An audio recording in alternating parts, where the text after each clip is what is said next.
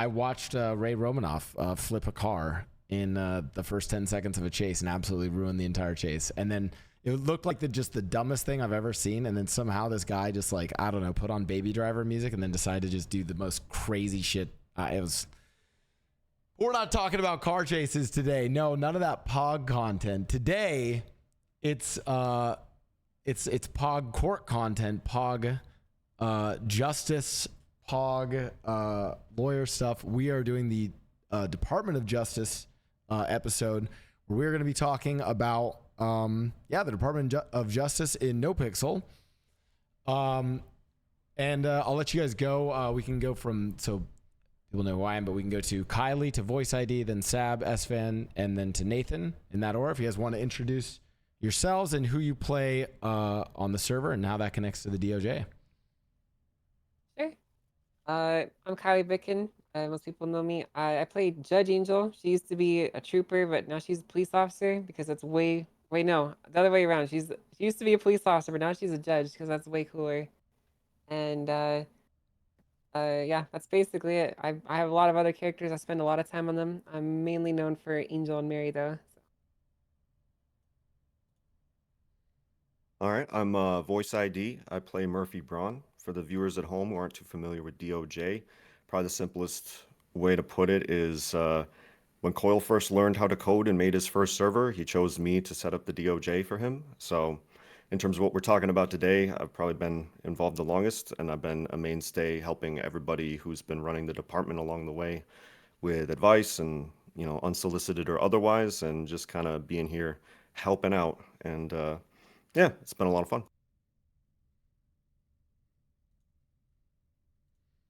Hello, I'm Saab, the co-host with Blau here. Happy to have all of you be part of this podcast. I can't wait to see and discuss more things about DOJ. So do you think that you're too good to say your character? And okay, that's cool, man. I mean, do I have to? Yeah. I asked you to. Who do you play? I don't know if I know play you. as play as Captain Slacks, LSPD.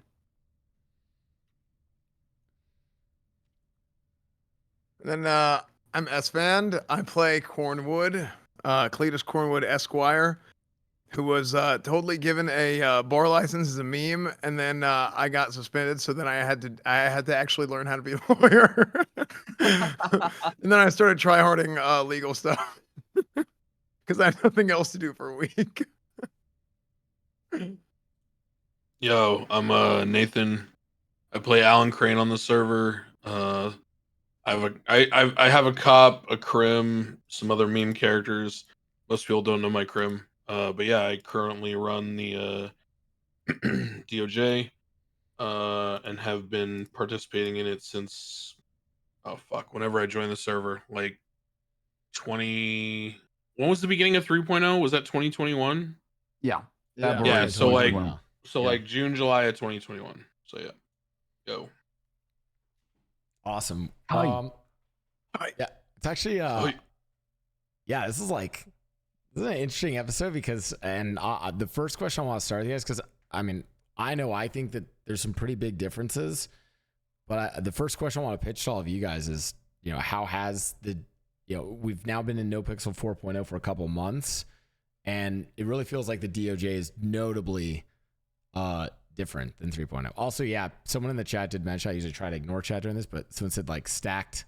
Yeah, so like, yeah, we have like this is a stacked list to discuss this, which is pretty sick. So my first question ever was like, yeah, how's DOJ changed from 3.0 to 4.0? Are we keeping the same order? Like no, you guys get. I mean, just to start off, I mean, listen, there's tons of spicy topics. This is just to get us rolling. I'm just kind of curious. I think it's way better now that I'm here. I think I'm probably the best judge in the entire department now. So I agree. Yeah, from my perspective, you know, again, I've been around for a while, and I'm no stranger to the sort of back to basics approach that we've taken in 4.0, and the DOJ is kind of no different.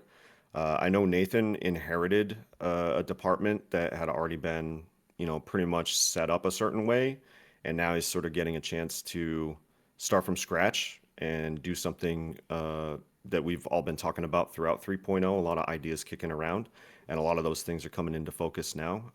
So I've been really excited to see some of the differences and some of the rebuilding from the ground up, based on like kind of the goals and objectives that have been laid out.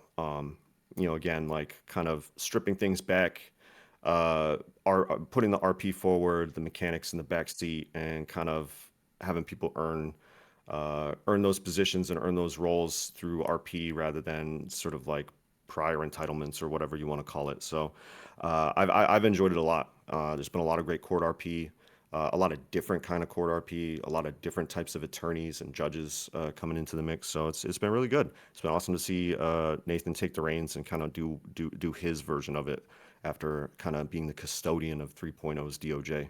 So it's been good. Yeah, I think Murphy nailed it because or VoiceID nailed it because one of the I have a pretty set view that I've talked with Saab a lot about OOC of like what I think makes a good whitelisted role player. So whether that's cop or DOJ or whatever, and I think we share this opinion that is, I would 100 times over rather recruit role players and teach them how to do a whitelisted job than recruit people who are good at the whitelisted job and try to teach them to roleplay or try to struggle through them failing at roleplaying. There's a lot of people in the history of DOJ that I've experienced who maybe are like very skilled in a certain realm. So maybe they're like extremely knowledgeable about accounting, or so maybe they do like business lawyer stuff, or maybe they're very good at like courtroom etiquette. So they prosecute cases and things like that.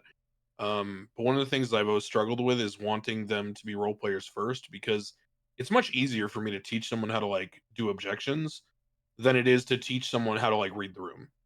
Like the latter is nearly impossible at times. So, this go around with DOJ, the entire goal was to, as Murphy said, or Voice said, build from the ground up, recruit role players first, and then sort of develop as best we can organically. And that goes hand in hand with the council, right? So the DOJ used to be this sort of monolith where we just created laws with management's buy-in, and then a lot of the time it was with PD's buy-in, right? There were discussions there, both in and out of character, but ultimately it was just kind of like sitting down and just making laws out of nowhere. Whereas now there's a more organic venue with the council, so I think there's more layers to it. Okay. All Yeah, right, I for, think for our two dumb cops. Yeah, let's hear from the two dumb cops who just enforce the laws. Yeah, were you guys able to process that, Esfand and Saab? no. Oh, 100%. Go ahead, Esfand. Go ahead. No. I mean, go ahead, Esfand. I'll go after. No. You go ahead. You go ahead. I really love the transformation from 3.0 4.0. Everything feels very much in character in a way to where it's very organic how the roleplay is done. And through this, the Council of A, the DOJ, removing all the previous case laws and everything we had, and going into 4.0 ship in a different direction as far as how our city is and what is the meta, right? As far as, for example, take the gun charges for like robbery of law enforcement. That's just a meta shift for a lot of criminals because there was so much going on, and DOJ came in and raised those fines and times to be a deterrent, to allow police to be able to do their job without the worry of being attacked all the time. So things like that change all the time. I love it. I love dynamic. Yeah, I think I think on the point of like RP over being good at your job, I think that's a really, really good point. I think it's super important because obviously being good at your job is important for different reasons, but I think if you know how to roleplay, you can always learn. So I think that's a cool thing to hear, and I think it's an important thing that everybody should know, that that's like the intent behind a lot of the decisions that are made. Yeah, you guys actually, for sure. You guys touched on something that now to get into some specific topics. I mean, I'm actually curious about this. This is like my own personal curiosity. Do you guys ever work with the admins or even the devs? Like how much of it is purely in character versus when you guys have to do like an OOC decision?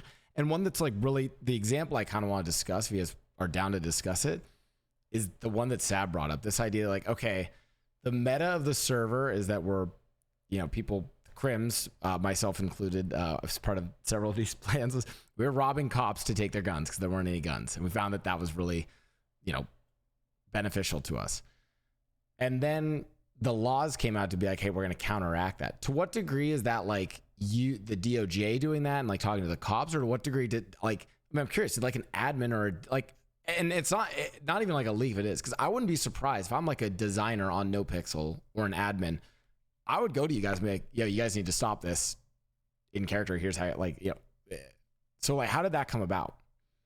So I think it's important to be clear on this, because I think people tend to get the wrong idea. And obviously it's fair that you're operating on limited information, right? So I'm not going to sort of judge anyone for coming to conclusions or making assumptions. But the truth of it is that there are two simultaneous like trains operating at the same time, right? In parallel. So you have the OOC conversations, which are kind of like an overarching, what's the status of the server? What's the meta like? How are things going? And generally that's just routine. I mean, if anyone has ever worked like in a management structure, right? You can kind of think of management of NoPixel as like an executive board. And so personally, I work in project management. I think of NoPixel management as the executive board. I think of people who run departments kind of like VPs, basically. And I think of then people who lead different groups within those departments or lead different groups parallel to those departments as like middle level managers, right? And a lot of the time, company policy is dictated from the executive board.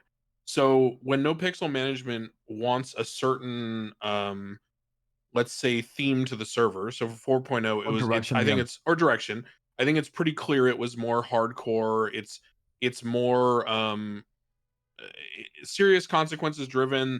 There's more meaning to being a civilian, I think, is a key one that a lot of people are kind of ignoring in the dynamics that have been discussed.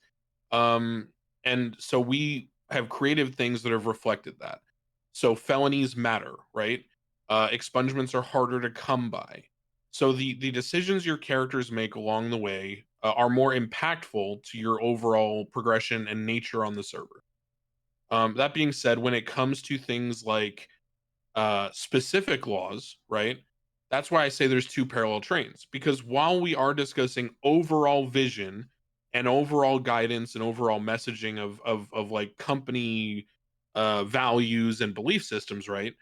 They're not nitpicking and going like, hey, log into Crane, go to the meeting and suggest this law. Or, all right, this law was too harsh. You need to change it to this amount. It's more so along the realm of like, hey, just checking in how this is going. How do you think this is going? And we have conversation. So the evolution of the gun laws is actually much different than most people think it happened. I knew about the cop robbing very early out of character, way before I knew about it in character. And the reason is because I play games with Vigors a lot out of character. And I knew that he had robbed Saab and was going after guns well before, you know, I knew it anywhere close to in character, right? Just because we laughed at the clip, and then I immediately said to him, you know that because you did this, there's going to be a bunch of random shitlords who are going to like 0 RP steal guns now, right? And I said, and it's all your fault, right? Oh. And like, you know, and obviously I was just like memeing at the time. I was just fucking around, right? But the truth is that's kind of the first thing that pops in my head, OOC, right? In character, Crane didn't act on any of this and was never the driving force of any of it. In fact, it came organically from the PD liaison to the city council, going to the mayor and Crane and other members and saying cops are getting robbed left and right. Here's incident reports of 5 cops getting robbed, you know, in one shift. Here's 20 incident reports of cops getting robbed in the last like month and a half or whatever it was, right? And so what everyone needs to realize is part of the reason why the fines and times are so high is because Moon is playing a megalomaniac. His character is obsessed with grandeur and grand displays of wealth and arrogance and pomp, right? And so when we're in a meeting and we're creating laws and coming up with times and fines, he'll just throw shit out that matches his character, right? Because he's role playing, guys. So he'll go, all right, we make a law that deals with cops getting robbed. All right, how about how long? And I said in character, how long do you guys think we should make this for? It needs to be meaningful. And he goes, how about a day or a year or whatever the fuck? And I was just like, and on Crane's kind of like this like crotchety old man who's kind of like, oh, fuck it, we'll see what happens. It'd be funny at least to watch everything burn, right? And so I'm like, all right, sure, all right, sounds good, and so we vote in this law where it's like, all right, now it's $100,000 and a year in jail to have a cop gun, right?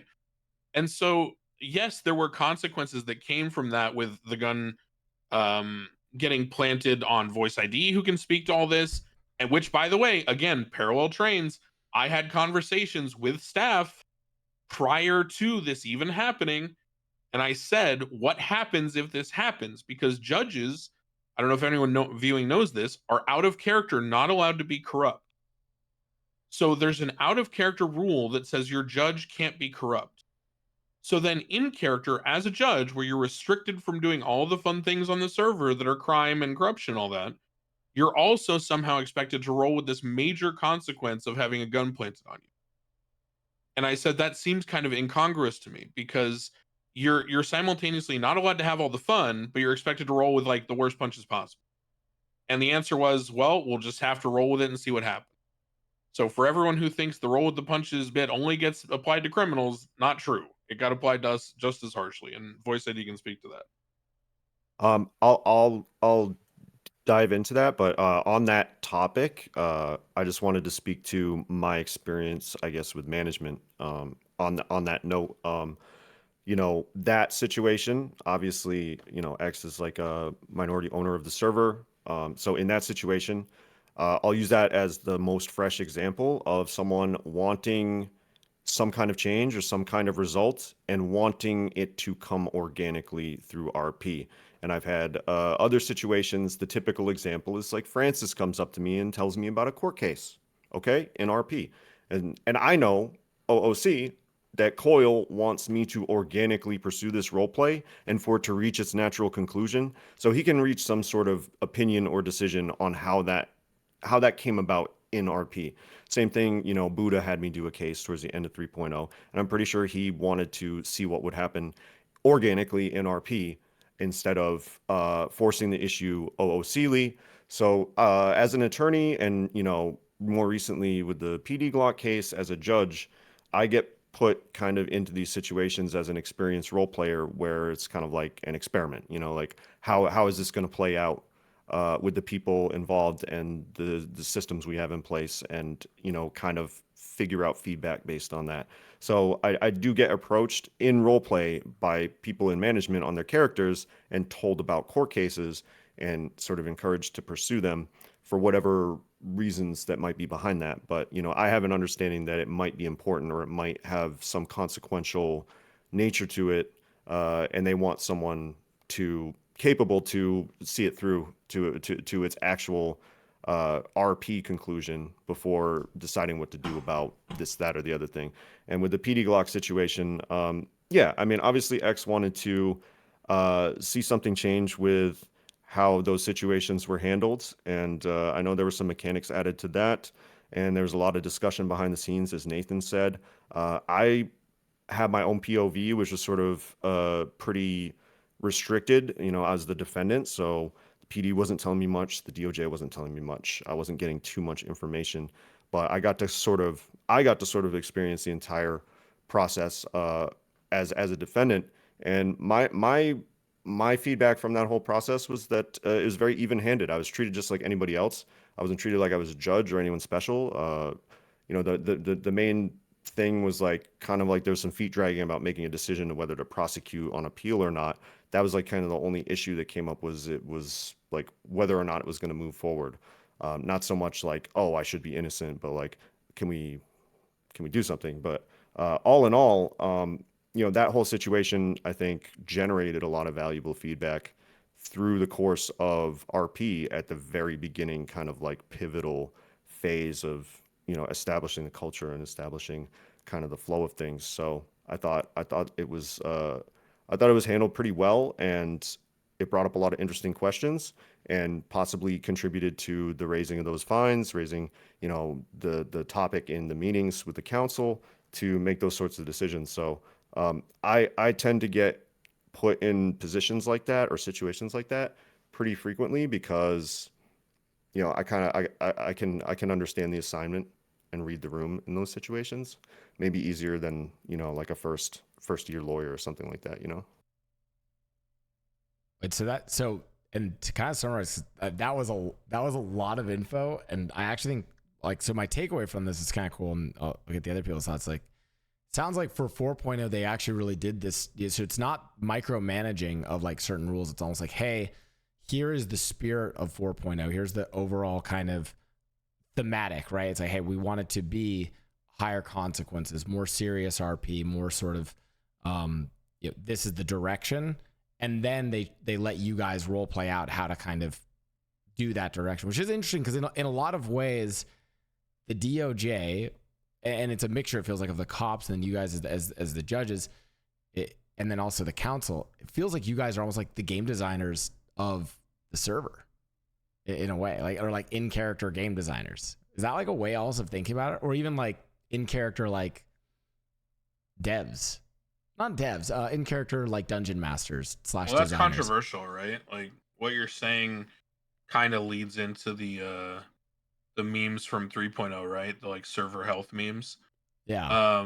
And it's an interesting concept because I think you'd be really, I'm gonna pick my words here.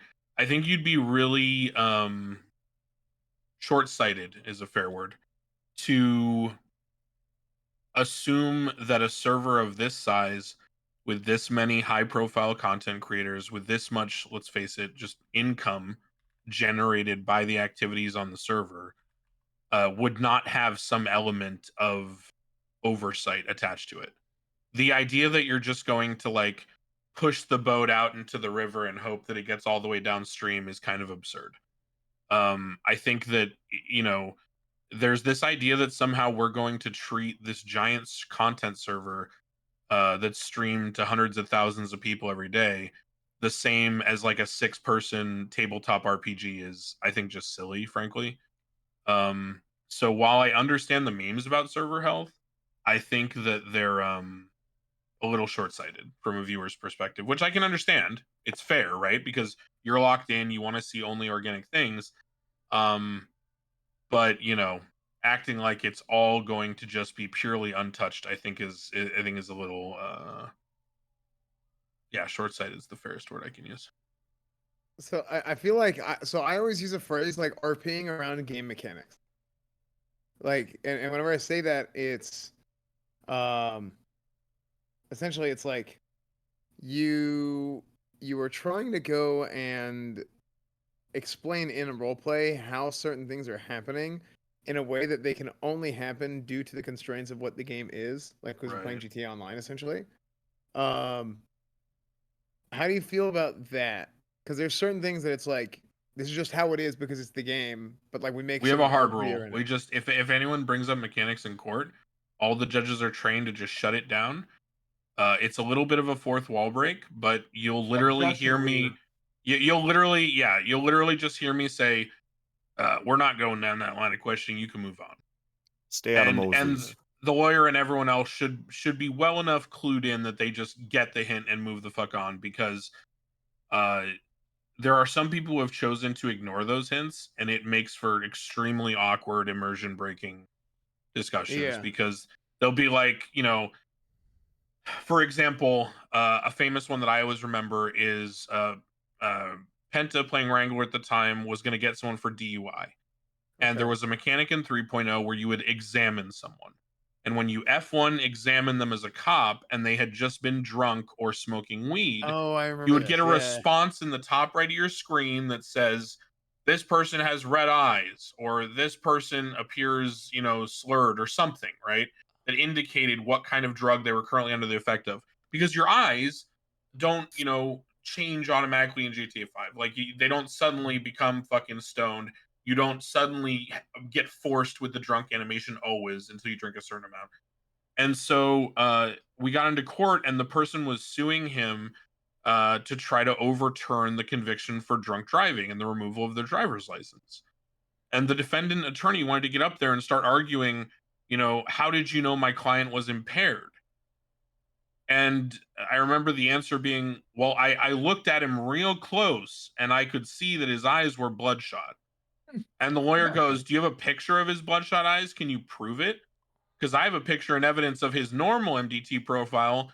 And do you have a picture that looks different than this? How can you prove that? And so literally, I remember Penta took a screenshot that he had saved of the prompt that appears on your screen that says this person has bloodshot eyes, and then he put it on the giant projector. And that was like a very good demonstration of, and he was basically saying, fine, I'll play along with you for the sake of it, but I'm going to show you how stupid this line of questioning is. Because it makes everyone's immersion broken, and all of a sudden you're just, everything sucks, and no one's happy. So we shut that shit down as quickly as possible. As soon as it reaches mechanics arguments, that shit is gone. Okay, so you're talking about from the lawyer's perspective or from the prosecution perspective? No, nobody argues mechanics, period. The judges shut it down as soon as either side brings anything up. And it goes back to Nathan's original point of it's easier to teach someone the actual procedure than to train someone who is not experienced enough at RP to understand what we're talking about when we talk about stuff like this. Yeah, because some people, you'll take them aside and you'll be like, hey man, like you're really good in core, but you're struggling to like read the room here. Like, and it's hard to have those conversations in character. What am I supposed to do? Like give you a fucking improv course like in the side room in character? Like no, I mean even harder in court. It's not like I'm not trying to be negative. I'm just trying to say it's like, no, you're right. I've tried to do that and it's very awkward and very difficult. And if you're in a court case with like 30,000 people watching or something, it's even harder. How do you salvage it at that point? Like I'm just gonna say this right now. I've literally, some of my most disappointing moments of running the DOJ were getting DMs from large content creators mid court case where they had specifically scheduled court cases just for the content. They wanted to do this case just for the content of going into a room without guns and just talking for like 2 hours, right? And making memes and laughing and jokes and all that. And they DM me and they're like, this isn't fun. Why are the lawyers objecting so much? No one gets to talk. This is awful. I stopped paying attention 45 minutes ago. I hate this. And that for me is the worst feedback possible, right? Because my goal is always trying to bring other people outside of the DOJ into the DOJ. And if the people that I have as my ambassadors for my department are giving that reaction to these people, then I fucking failed, man. You know? Yeah, and like, that's awful. Well, and I'm curious because, you know, I've had Kylie, you have an interesting perspective of, you know, obviously you've played. Actually, you're an interesting perspective because you've played arguably one of the most one of the most terrifying cops, and also one of the most infamous crims. For those who don't know, Kylie was Angel was a trooper in 3.0, and yep. You're probably among the top 3 of like, if Angel was pursuing you, you're like, fuck.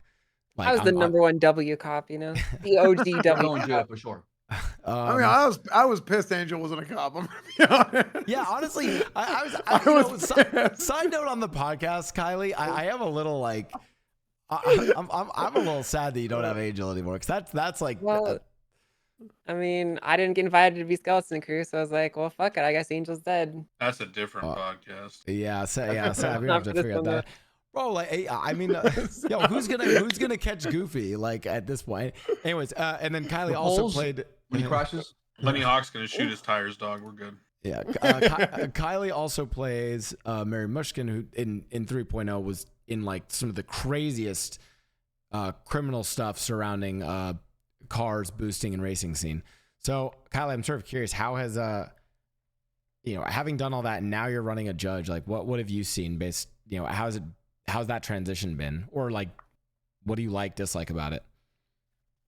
It's pretty great. One thing I do really appreciate about the judge perspective is I appreciate like how much more effort the judges were putting into cases at the time. Like, I never really understood like what went into it from the judge's side. I always kind of thought that they just like checked a docket every now and then and like put in a timer and then just had people show up and then like just flipped a coin and then just kind of came to a decision. And I've come to realize that these decisions that judges have to make are usually very difficult. There's like so much OC pressure that's applied to you, even for simple court cases, and it can really cloud your judgment, and it can be very difficult to like do what's not even like what's right, but like what makes sense and like what your character would do. And I've gained a new sense of appreciation for the DOJ in that respect.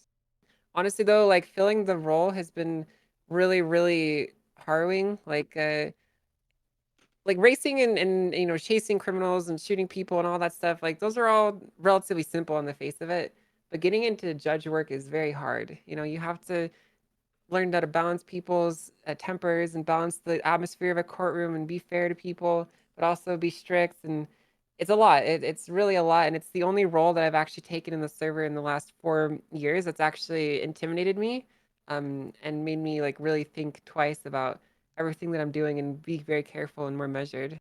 It's been fun though. Like it's been good. I'm How gonna do say for the record though, because I just want to jump in. I saw somebody in chat say something like, "How many like judge hours has she logged?" For the record, since the start of 4.0, I think Kylie's cleared close to 10 docket cases, and she's also done a ton of bench trials. And I think the thing that most people don't see, and I think that one thing that I really like about the DOJ, and I've always tried to encourage now that I've been leading it, is we talk about everything. Um, it's a very key thing for us to have open dialogue between the judges, because yes, most of the time this is not a character that you can play for content 14 hours a day. It's just not likely to be the case. Um, I've done it at points. I know VoiceID mains Murphy most of the time, and it's very tough because you have to create a lot for yourself. There are no mechanics, zero. It is all social interaction. And I think that one of the things that is really key is when we bring in people like Kylie, she might have different points of view. She might have a more cop educated point of view of certain crimes or certain evidence standards, right?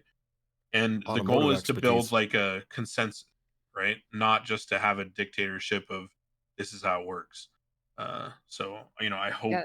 that's what's happening. Well, I mean, interestingly enough, like Angel is probably one of the more strict cops on cops, or judges on cops, because she understands what they should be doing and like what the burden of proof that she's had to meet in the past has been. And not only that, she understands like what you have to do to make these things happen, and so she's more likely to be harsher on them than criminals. Yeah. And this is a question that I also I know Saab and Esfand, you guys can weigh on, and this is for everyone. So Nathan brought it up, and it's a question for everyone, which is how do you balance? Like it is this balance, a weird balance in court RP. How do you balance like a good, fair, or like I guess like good role play of a courtroom, lawyers, judges with content? And I'll just say this. The Mr. K case, which I sat in on, it had its ups and downs. But like for me, I and she's not on this podcast, but I just want to shout out whoever the role player, whoever plays Siobhan Fitzpatrick. Yeah, man, Jilly. oh my god, She's dude, so good. that to me, and again, I don't know what that looks like for a prosecutor or for a cop or for a judge, but so I don't know where that bounces. But man, for her as defense attorney, that felt like just the perfect mix of serious kind of role play and quick, snappy kind of content, and like making it good for because that was a case that had tens of thousands, 50,000 plus viewers watching, right? Like, so how do you guys balance that?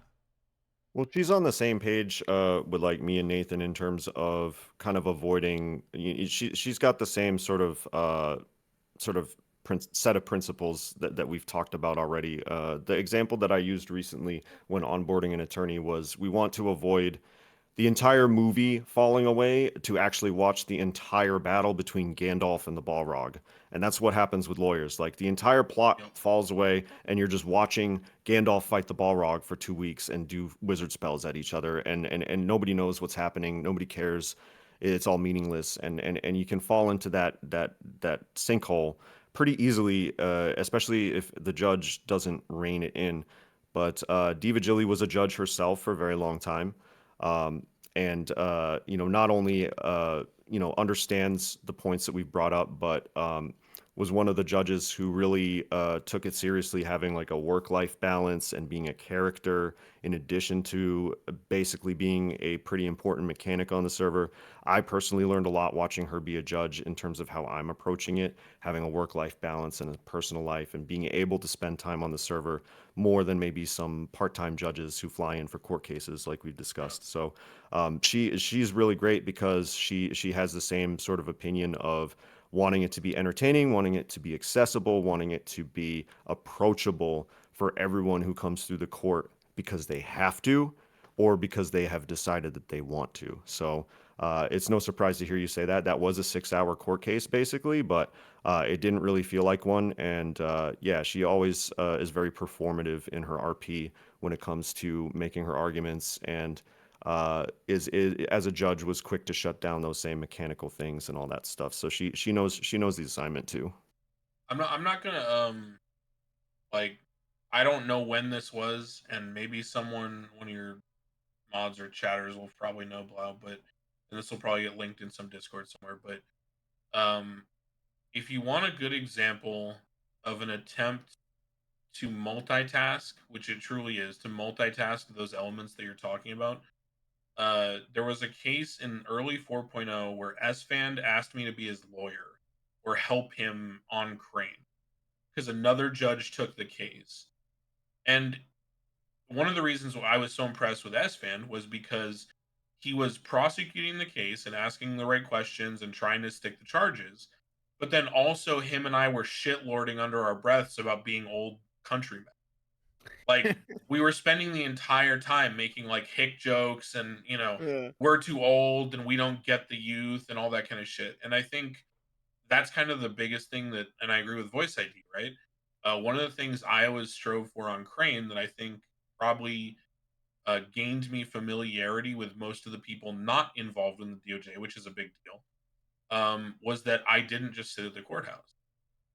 One thing I did on Crane was I saved up, holy fuck, that was a grind. I saved up 750 grand to buy a house in Mirror Park, and I'm not a crim. I don't need the storage. It's literally just an RP device.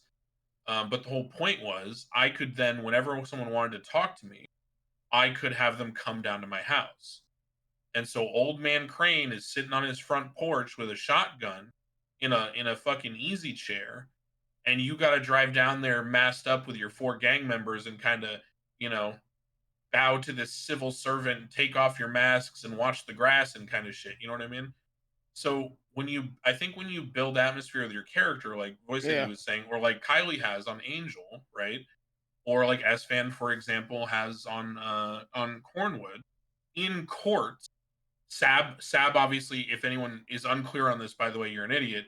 But he plays the straight man in court. Saab is always the guy who the jokes are bouncing off of in court because he's playing the straight-laced criminal prosecutor. He's playing the cop who's oblivious to all the jokes and the other stuff going on, and is just trying to, reflect on the case, right? And so I think having those dynamics of the character, again, role play over the job, enables the cases to be more fun and immersive and engaging, rather than just, like, as VoiceID said, watching the equivalent of like two people just fighting each other.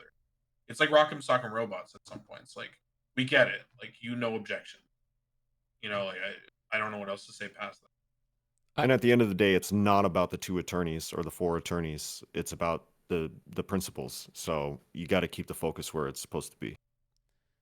So I do actually, there is a criticism. I don't mean to throw him under the bus, but well-known variety and speedrunning content creator by the name of Squeaks did actually have a criticism sort of these things on. We did a podcast episode that was Noobs of NoPixel. Oh god, here we go. Noobs of NoPixel, which you can find if you go check out Roleplay Podcast on YouTube or Roleplay Podcast on all of your favorite podcasting apps. That's right. You can go back and watch all of those old episodes, including Noobs of NoPixel, which featured Squeaks. That was a pretty good transition. Anyways, Squeaks did have a criticism where he was basically like, the like court RP. He was like, and again, this is coming from a guy who plays I don't know, Super Mario speedrunning, so maybe he, isn't the best person to weigh in on this. He was like, man, like, why can't the court cases just be like way faster and snappier? Like, yo, you get like 2 minutes, you get 2 minutes, like bing, bang, bop. Like, I feel like he wanted closer to like a bench trial for like a regular case. And that's the penultimate struggle, right?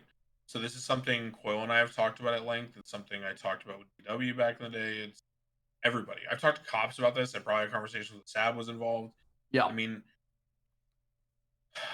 there's a reason why you only get 2 witnesses now in these docket cases. There's a reason why we started hiring role players first and attorneys second, is because having a case that goes that 5 to 6 hours is, in my opinion, unacceptable. I think that we have failed as the steward of the courtroom if that occurs.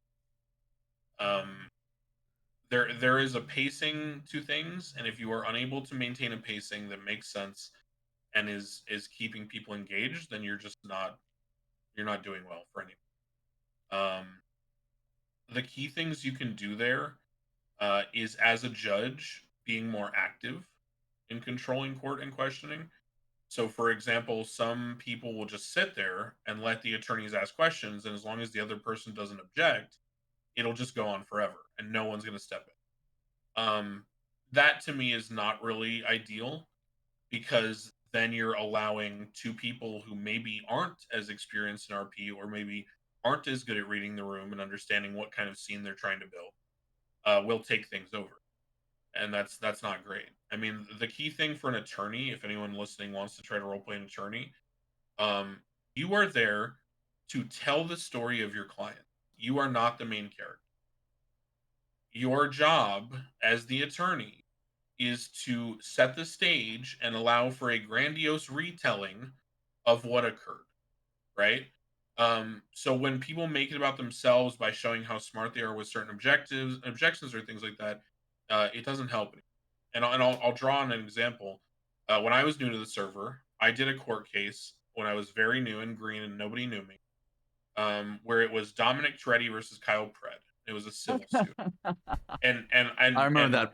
And Mantis on Dominic Tretti hired me to be his attorney. And I got up there in the first witness of questioning, and I busted out my chops from fucking mock trial competitions, and I objected to 75% of their questions, and 90% of those objections got sustained. And after that witness, I go up to Mantis, because I was a techie, but I was around the theater kids all the time.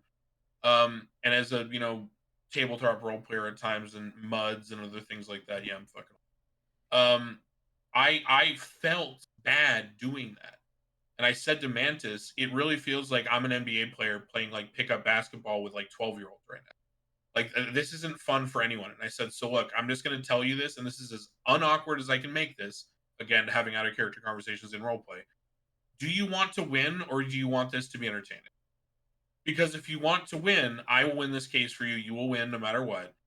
But if you want me to back off, just say the word, and I will. And he said, yeah, why don't we just see how it rolls? And I said, okay, no, say no more.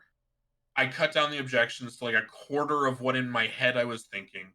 And that was kind of the basis and foundation of me thinking, okay, this is how this should go. So. How would you feel if there was a limit on objections? Like, you can only have like 15 as a lawyer in a court case. Would that be bad for RP?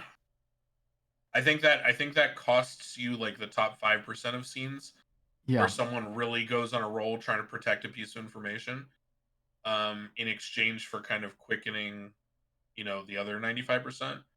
I would rather the judges control it in real time organically and trust them to sort of steer the ship rather than put constraints on it.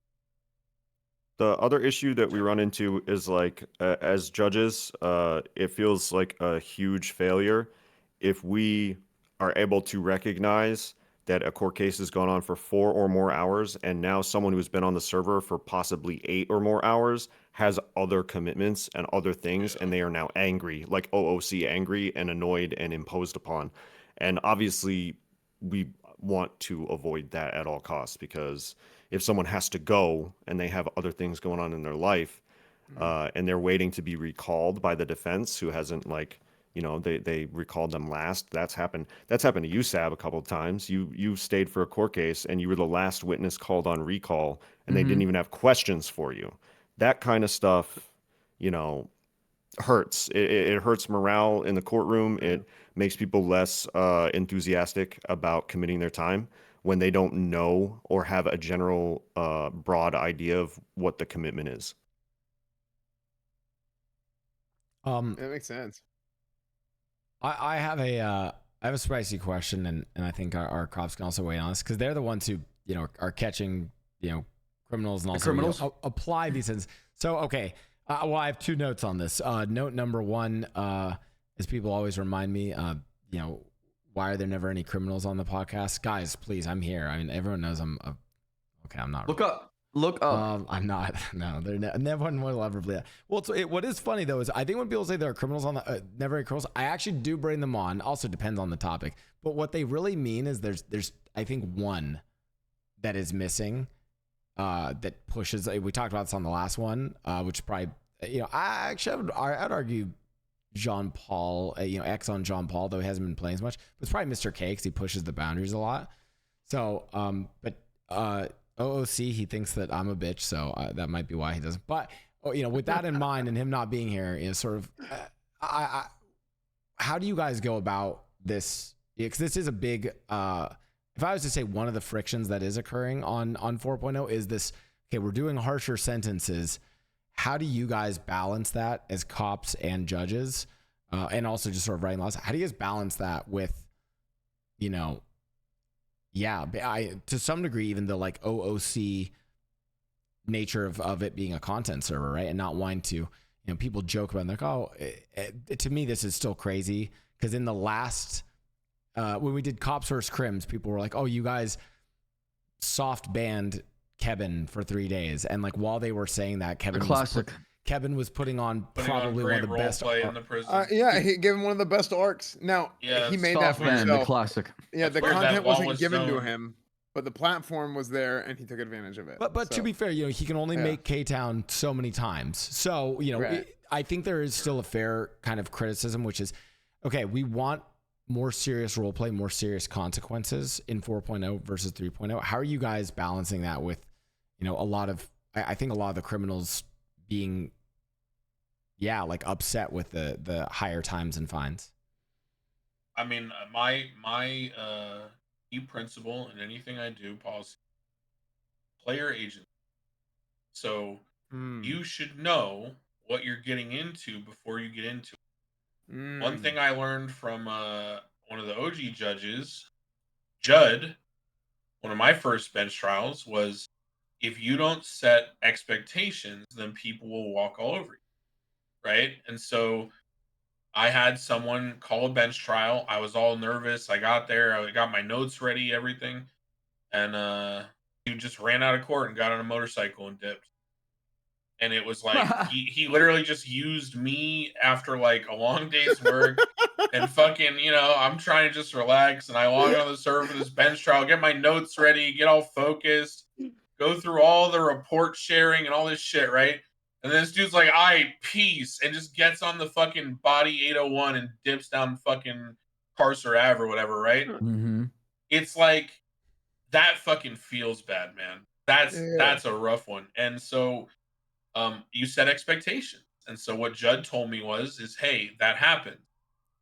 Here's what you do. Every time someone comes into court, you greet them, you introduce yourself, and, you know, you make sure they know that if they run out of your court before the verdict, it's 500 months in jail. Contempt. I won't fine you $1 on Crane. Most of the time, I would say 95, 98% of the time. But I will send your ass to jail for 8 hours. If you want to waste my fucking time, I'll waste your time, right? And that's up front. So there are some people who will come to court and they'll hear me say that and they'll be like, I bet I'm outrun the warrant, and they'll dip out and get on the motorcycle. They don't care, right? But the point is, they had the player agency to make that decision righteously and say, I'm going for it. Fuck it. I'm sending it, right? And I think that I'm sending it attitude is what makes people entertaining on the server as crims. John Paul, you just brought up, right? Mm-hmm. So to me, the only disappointing thing for me is when people very clearly know the consequences of their actions and then are upset or surprised by it.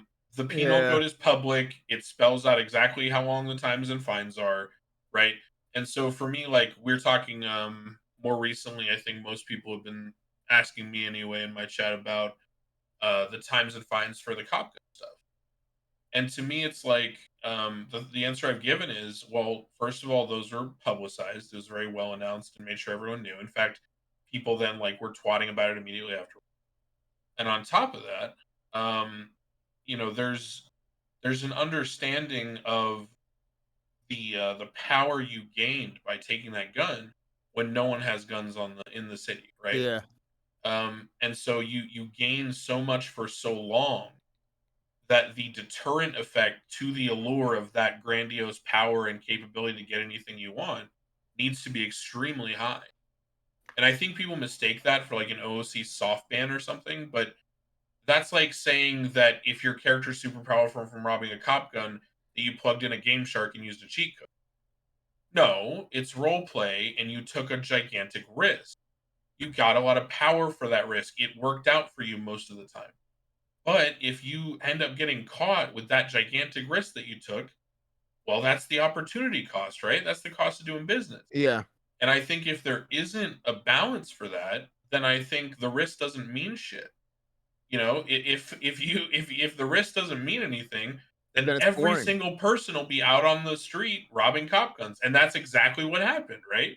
Yeah. When the Oh, risk yeah, it was was going only a on. robbery charge, it was 5 cops a day getting robbed. Yeah, it was Yeah. nothing. It was absolutely nothing. Well, I'll take it a step further. So you mentioned this about like the contempt thing. You're like I don't care about the fine, but the time is going to be super big. The time is so much more valuable to most people because the time is their stream, which is really what's important, right? So people are thinking about it, like especially streamers. They're like, I want to go out there and I want to make content. I want to do stuff, and if I am in jail for too long, maybe I can't do anything, right? Well, Or like, We had a system in place in 2.0 where you could pay more or fine in exchange for time. But the problem is, like, money didn't matter. So you could have like you would have $1 million in debt, and it didn't really Like, matter to you. You could just have anything you want. It wasn't really a deterrence. It wasn't really it don't stopping make people. sense. Yeah. Yeah. Well, Esfand brings up a really cool point too, which is that I've always thought of crims as buying content with money. Yep. To me, Yeah. the Yeah. way the server works is you grind money, which is not great content, Mm-hmm. and then you invest that money into a car and guns and, you know, training the different bank jobs and all this. And then eventually one day, you know, you spend all these millions and millions of dollars, but here you are robbing the casino, you know, with everyone watching, and it's this giant event, right? Yeah. And I think that's what's uniquely different to whitelisted characters is the content comes to us as part of our job. Yeah. That's what happens on a cop. That's what happens on Judge. You get pinged, things come to you. And you're paying for content as a crim, and I think that's really interesting because inherently in Blau, you made, or sorry, Esfand I think made this about streaming. There was a time when I played crim, people don't know this, in 3.0 at the end with Hydra, and I was playing a lot. And every day I would try to play during the same hours as like Silent and Swizz and the other Hydra guys. But guess what? If I fucked up on the boost that I went on or the vault that I did and I got caught, my character doesn't have millions. So I learned what it means to be a crim and go, all right, shit, the big content creators and all the fun and all the content is offline for the day. It's time for me to go do chop for 4 hours. You know, which is the equivalent of group 6 now, right? Yeah. And I think that's truly where a lot of the frustration comes from when people get a big consequence is in their mind. The streamer, as Esfand said, is literally going, oh, fuck, I got to get offline, and then I'm tired, and I just want to, like, veg out and watch TV or something. Instead, I got to log back on the server. I got to make, like, $60,000, and so it's just, it becomes this fucking, I think, mental trigger. I get why people get frustrated, man. Yeah. No, it's... Go ahead. And you'll notice with everyone that Nathan has hired as a judge, like if you pay attention to the judges, we always lay out very clearly our expectations and the consequences in court so that agency is completely intact. Yeah, I think Well, this is a big thing. Is I I know it might be immersion breaking, but I look at a lot of things from an out of character perspective, as much, if not even more, sometimes than in character perspective. And I didn't really do that as much in 3.0 whenever I played for a little bit, for like half a year or so, and then came back and then whatever. But like I played for like about half a year straight, um, and I think the reason why is maybe it's like my WoW brain, and looking at things from like a game design perspective.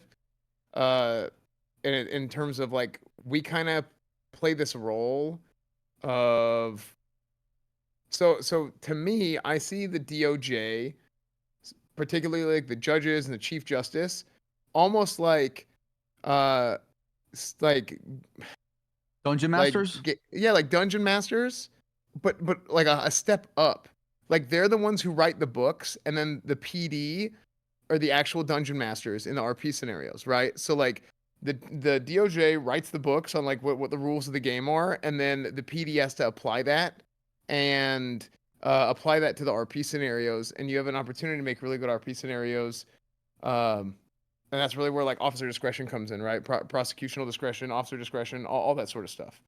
So, um, I like to look at things. I think we had this we had a short conversation about it, Nathan, about like the charges and like how Yeah. like the charges should be rebalanced a little bit. And this was a few weeks ago. Um, And that's happening in character, by the way. and that's happening now. Yeah, I heard Yeah. from Toby in character on Michael. He because he was going around asking. He asked me. I told him he should talk to Nakota.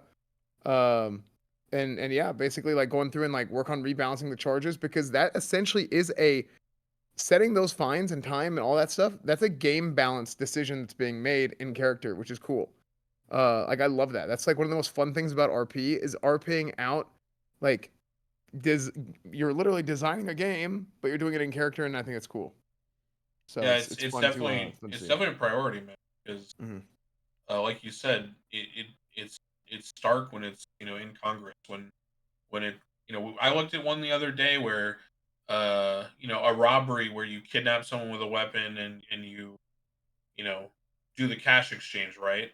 I think the fine for that entire scenario was about equal to just bootlegging. And I was thinking, okay, well, the reason why we put bootlegging so high was because everyone was running moonshine. It was like a fucking epidemic where even the cops were running around with bottles of moonshine as jokes. Like I it was didn't know about everywhere. that. That's all everyone talked about. Oh yeah, I mean the mayor was like pranking the city council with moonshine. He was like leaving it at our chairs and shit. I know Cornwood had a bottle of moonshine at one point. Bones did. Like it was a whole thing. Yeah, Of And course, Luis had one. yeah. and I thought that was funny because you got to look at it and go in character. Okay, well, yeah, moonshine was a big problem, but should a moonshine run be the same or more fine than doing the cash exchange? Right. And That's I what don't makes it think so, interesting. right? That's what Like makes it I don't interesting with the think so. council. And so it Because means that just we have to evaluate things proportionally. And one of the things I said in Dakota in character on Crane was, uh, well, yeah, if we introduce a bunch of new laws that have high fines, that's cool and all, and it has a deterrent effect. But what happens when we have to proportion everything? Does that just mean that all the fines go up again? So I don't know. Yeah, I see what That's you're saying. That's what makes it interesting with the council, though, is like you can make these kinds of dramatic changes in response to a meta, and then like repeal them later, or further adjust them later. It kind of like allows you to try more things than maybe in the past that might not work, and then easily sort of be able to walk them back if you need to. Yeah, for sure. I mean, that's the key difference, right? Is we we are inherently in character accepting that we're taking chances, and that's actually been a lot of Moon's rhetoric on the mayor. Is you guys are all pussies who only talk about 5-6 years ago, and this is different, and we can do whatever we want, and we gotta like seize destiny, right, and all that kind of shit. Again, he's a megalomaniac, but it's Yeah. perfect because it's creating the optimum sort of level ingenuity that makes things interesting. So Like sometimes he comes up with shit that I think is absurd legislatively, but it's funny and it's interesting, and I'm like, all right, this would be cool in RP. Fuck it, you know. Adoption I've fraud. loved all the in-character legislation. I've loved it. It changed the city as a whole. Council of A has been fantastic. and Yeah, it's super sick to good. like see it kind of roll out. So I have to say, so there's some comments in chat, and this is sort of a general thing that I sort of addressed it, but like, oh, where's the criminal perspective, guys? First of all, this is the Department of Justice episode, not the Department of Pog Criminal episode. At some point, I swear I will kick Saab out as a co-host for this episode, and maybe even myself, and we'll do an all criminal episode so you can hear just purely crims. That'll be a spicy one. We'll do that episode. I hear you. But for now, you have me and Kylie who can kind of represent it. Kylie, given all this, because I have a theory that's actually unrelated to the DOJ as to why there's frustrations, I think, right now. Like, I see them. I think there's frustrations from the criminal side regarding punishments enabled or pushed by the DOJ. Having played Mary, you still play Mary, who is, I don't actually know this OC, so I'm assuming you guys are doing some illegal shit. But A lot of illegal shit, yeah. yeah, so, but I also know that you tend to play a more reserved criminal.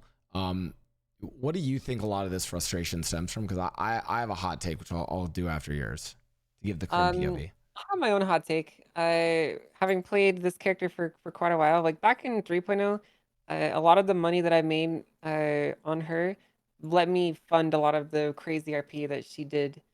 So like the And you character were was rich, fun. rich in 3.0. Yeah, Mary was rich. She built the whole business through RP. There was no like mechanical whitelist involved. There was no grinding, and it was really, really, really awesome. Like genuinely the best experience I've ever had in a 5M server because the character made money. I was able to use that money to fund RP, and the way that the money was made was fun and it was an interesting way.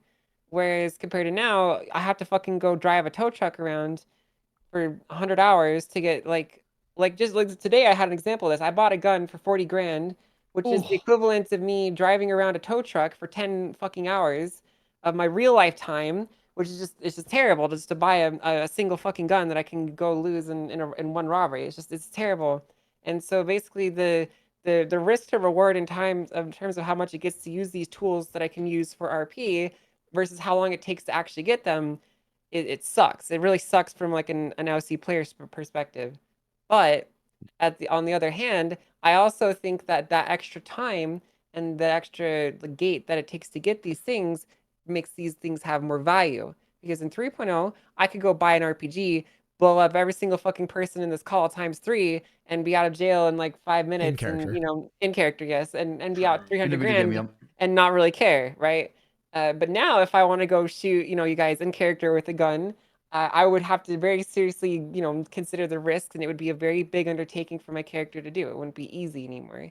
And I think a lot of these frustrations come from the fact that really 4.0 was only a few months, or 3.0 was only a few months ago. People were used to running around risk-free, money-free, just doing whatever they wanted with no consequences. And now we're kind of being shaken by our necks into a new meta, which is very difficult to adapt to, even for me. Nobody tell her that guns are 10K now.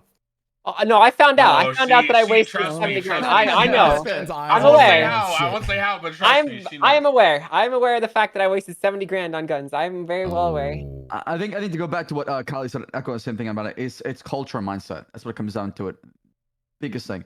And on top of it, how long do you want 4.0 last, right? I mean, we got GTA 6 in a year and a half, right? We want to enjoy 4.0 before we move on to a completely different game. So I think people just need to have that perspective, enjoy 4.0, temper your expectation, and just enjoy it. It's not gonna last a long time. Let's be honest. They need. I think the perfect example is, and I said this to Coil at the end of 3.0. I said this before, I think on stream too. The 3.0 felt like we were on like a 10x Rust server, and every single person was like naked running around with a fucking rocket launcher and an AK, and it was just like nothing fucking mattered. It was just PvP arena with memes, like maybe people spray painted the side of their house with a funny face or something. But it was just ridiculous, right? And now all of us have basically gone through a wipe, and now we're on like a vanilla Rust server that's like a month-long wipe or whatever, right? The stark contrast is ridiculous. I mean, when I made my crim in the first week I made my crim, I learned that chopping one car was enough to buy an Uzi. So like literally, because they were selling them at $1,500, and one or two chop cars, I forget the ratio, would get you $1,500. And so it was like, you know, these people would be in gang wars and they'd like go down and lose their only gun, but it's like, oh, no worries, we'll just like go chop a car together, which takes 20 minutes, and I'm back on the streets, dog. Like, let's ride. You know, it's absurd, and that creates some very funny and very episodic, like TikTok like content, right? Where things blowing up. I mean, who was the star of the end of 3.0? James fucking Randall, right? Every TikTok was him blowing up or jumping off a building, or Osvaldo and him blowing up an airplane. I mean, it was absurd. And now we're back to, you know, shit way slowed down. And I think the sooner the people adjust to that mindset, I think the more enjoyable it is. Because like Kylie said, you know, you're actually paying attention to what's going on. You're enjoying the things around you. You're not just lost. Yeah. So okay, the rare, like we'll see if I have the favor of the YouTube comments with this one. I'll try to be the crim that I was always meant to be with this take. But spicy. So okay, here we go. So the spice takes us. So I think there is a legitimate thing that Saab said, which is the NoPixel 4.0 is just different. It is meaningfully different, and it's that change of culture. It's like at the end of the day, it's just different. Like, and people are gonna have to adjust to that and get used to it. That being said, from the crim perspective, and I don't know, like, and it's funny because I've known this, but we really haven't had a good time to talk about on the podcast. I think the DOJ episode is a great time because you guys mentioned times and fines, right? So you guys deal with like times and fines, right? With all this in mind, when we robbed the cash exchange, and you think about like the criminal fines that come with the cash exchange, and when you think of, so then the cash exchange is right now the most advanced heist, right? And it has a cost to even doing it. So only a few groups can even do it. It does have a big cost to do it. So not What's even the looking. buy-in? It's a lot. Is it 125? I think I saw on Forehead stream this 125 minimum, but Okay. realistically, realistically, anyone's doing, it should be, most criminals are doing 200. Realistically, they're trying to do it with the higher tier dongle information, right? So it's $200 coin buy-in. There's other buy-ins too, right? There's, you know, radios are actually pretty expensive, which by the way, I love, because I love that people aren't on radios all the time. It feels like radios are saying you buy for a job. So 2,000. Okay. So if you put 6 people on the job, okay, let's do the math. Now you're $12,000, right? So there's the 12, okay. And then, okay, you got to buy your lock picks. Okay. How much are lock, a couple more grand, right? There's all these costs adding up. 4 rentals. Yeah. Oh, and this is true because local cars poof, and so sometimes you have to get rentals, and like all of these costs to the job add up, and it's like a big job where like we did have someone from our crew who got caught on one of them, and I think he got like $11,000 of fines. So it's like $11K fines, and it's like a big job. All the stuff goes up, and it ends up being that it was like 40 grand, I think, from the job. And like the total fine for the Cash job. exchange should be 10 grand. It's 100 months, 10 grand. Well, no. You're saying across all parties was 40 grand, right? Oh no, sorry. No. His charges. The payout. I'm saying the payout is 40 grand, like total. Yeah. So and we kind of did the. I did like some mental. Math. So you got so for in his case he got caught. Yeah. And then the charge was like he still made a ton of money, so it was like whatever. No. No. So I'm saying like, okay, we'll use that situation. So there's the 12K radios, his 11K fine. Okay, now we're at like $23,000. Then there's the lock picks. Then there's like a bunch of other like shit stat. Like I would argue that the cost of that job where one person got caught was probably about equal to our payout, like the total payout. Right. That's what you're saying. Yeah. So here's the craziest thing though. We're also trying to role play it, like sorry, it's a long-winded thing. So I have to represent the criminals here. We're trying to also not just YOLO speed run and drop someone off at a bike, right? When we've done How dare you? I'll even tell you guys, for this job, it was a pretty, I think, advanced getaway plan where we had Mickey in the sewers dressed in a fucking hazmat outfit because this was when he was a doctor, doing a study on the effects of sewage damage on your body. And the idea was Ray would run through the sewers in the same outfit and the cops would stop Mickey Mick with the like as soon as they come down. It's basically like a little like bait. So like that took a lot of planning. Had to get a crowbar to get into the fucking sewers. Had to get a second crowbar. So Rick, all this planning, and the whole thing took us 3 hours. And I realized mentally, I was like, damn, we could have just done group 6. Like, why didn't we just? Yes. Why didn't we just do? Why didn't we just do group 6 for like 3 hours? You know. Okay, ask yourself that question though. Why didn't you? Yeah, why ask didn't you do yourself group 6? that question. Be honest with yourself. Why? Be honest. I'll answer the question. And this is the truth that I think criminals are going to have to hear. But I'm going to be honest. It's not really fair. Yeah. The truth is this. All of the high costs of doing crime is basically to gatekeep crime, and we do it for the content. So we all correct. That is exactly it. And I think, but the thing is, it's like I don't know if that's a harder thing for maybe the crim viewers to get, and I think sometimes the role players themselves get frustrated with it. But I think, like, honestly, if the crim role players, maybe if we did kind of step, like, we are basically, I would agree. It is not it's not fair for, like, we get fucked over all the time. Listen, I'll Except put it this way, okay? OOC, we get great content. I can give you a very good, succinct way of putting this, okay? If the balances were higher in the favor of income, then I am telling you right now, there would not be 20,000 people watching one person, because when everyone is a mafia boss, no one is a mafia boss. Yes. 100%. It doesn't mean jack shit. Yes. To be the leader of a gang with Uzis and you're a cop killer and you rob cops and you do the craziest shit if every single person does it. Yep. Same thing with business too, back in the day. Business too. It's in my opinion, the biggest thing about being at the forefront of it is that you are driving the content of the server. I mean, you're taking that risk, right? And I think that's gonna be the case no matter who it is.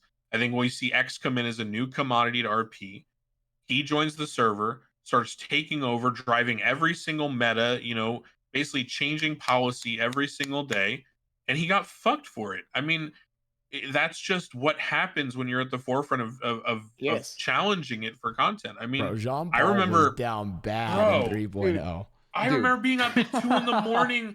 and I'm talking this dude off the ledge because he hasn't said an intelligible word to the cops for an hour in the cells, and I'm trying to mediate with him, and he's like blasting music on his stream and like AFK and like playing other games and shit.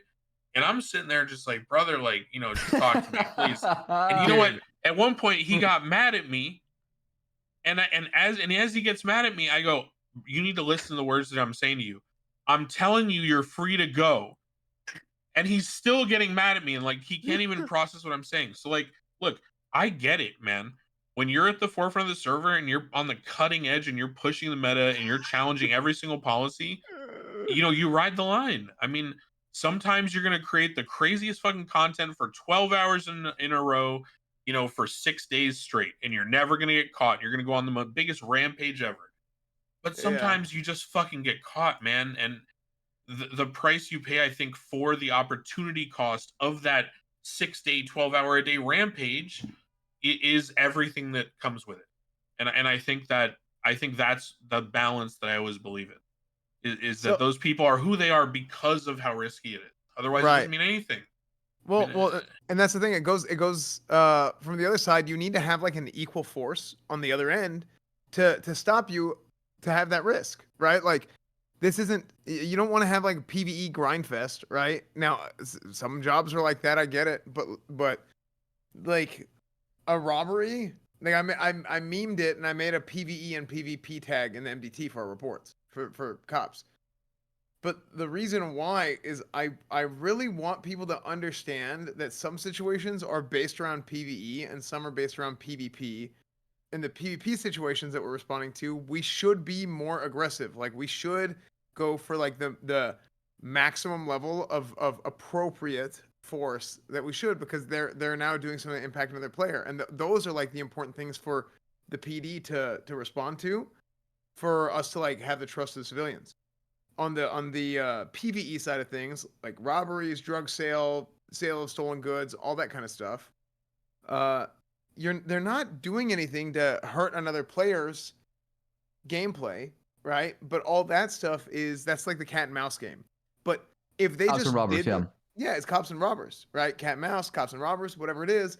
And if you don't have if there's no cops for the robbers, then it's just boring. You're literally you're doing the same thing. If I'm delivering moonshine and doing moonshine deliveries, I'm doing grime without cops. Bro, It's you're the doing same thing. doing gather crab apples in Duratar at that point. I mean, yeah, like you're not level 5 role playing. quests. You're just playing an MMO, dog. Like, yeah. Nathan, what was that situation with the roof runs? Not which long ago. one? I think it's like a good like the local security situation. Oh is a good yeah. example. The suspicious activities.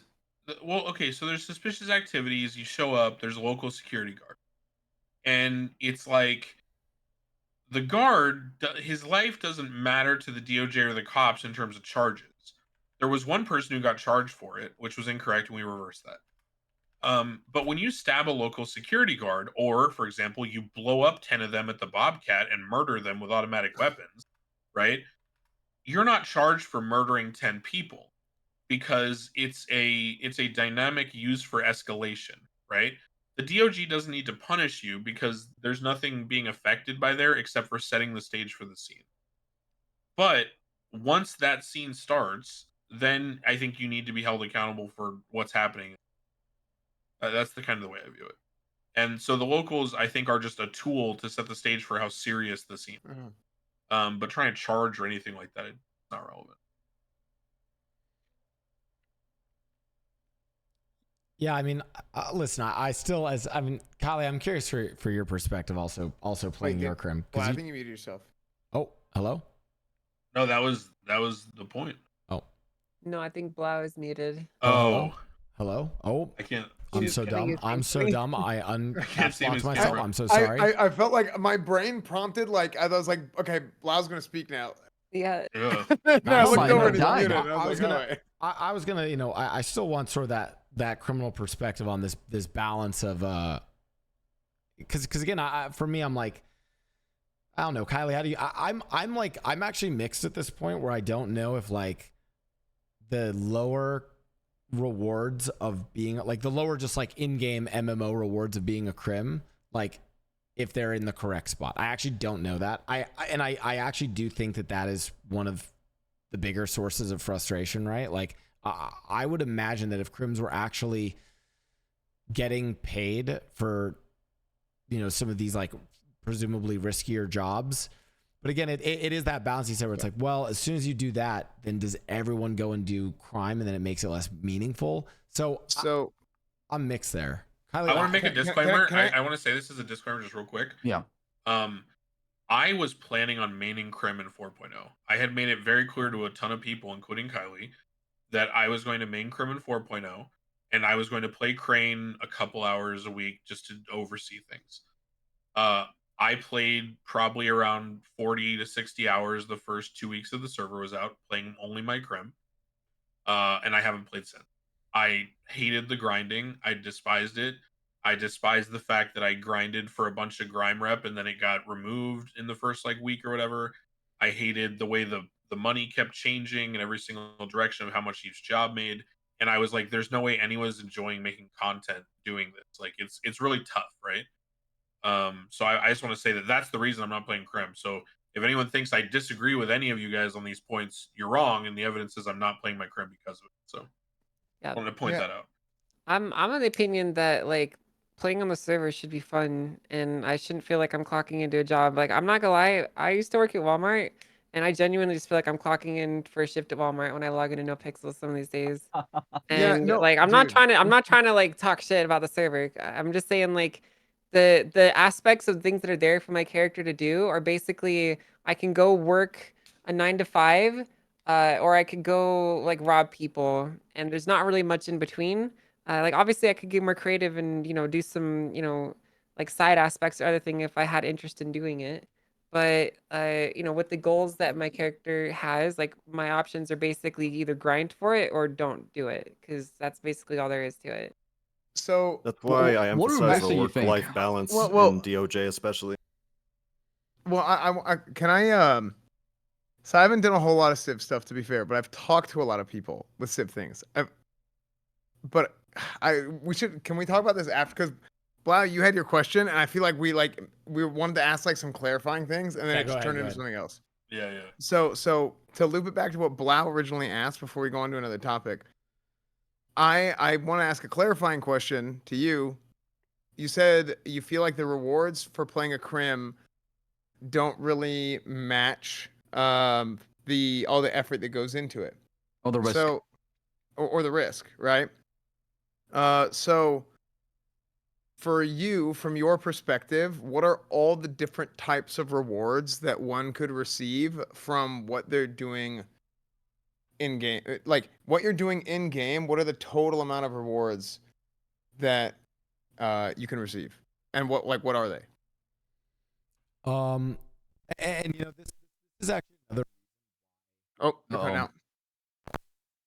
Your mic is dying? Microphone Rich, cord. don't break. Uh-oh. Mike, don't break. Mike, don't break. Microphone cord. I have the same mic and it does that every now and then. He was playing with it when hello? it starts It's the scratching. little wire. There It's you the little go. wire. Yeah, that it's you put. yeah, really professional podcast I host here. And I think one of the issues that Crims are facing right now, and it's probably the thing that we care about the most that just isn't there.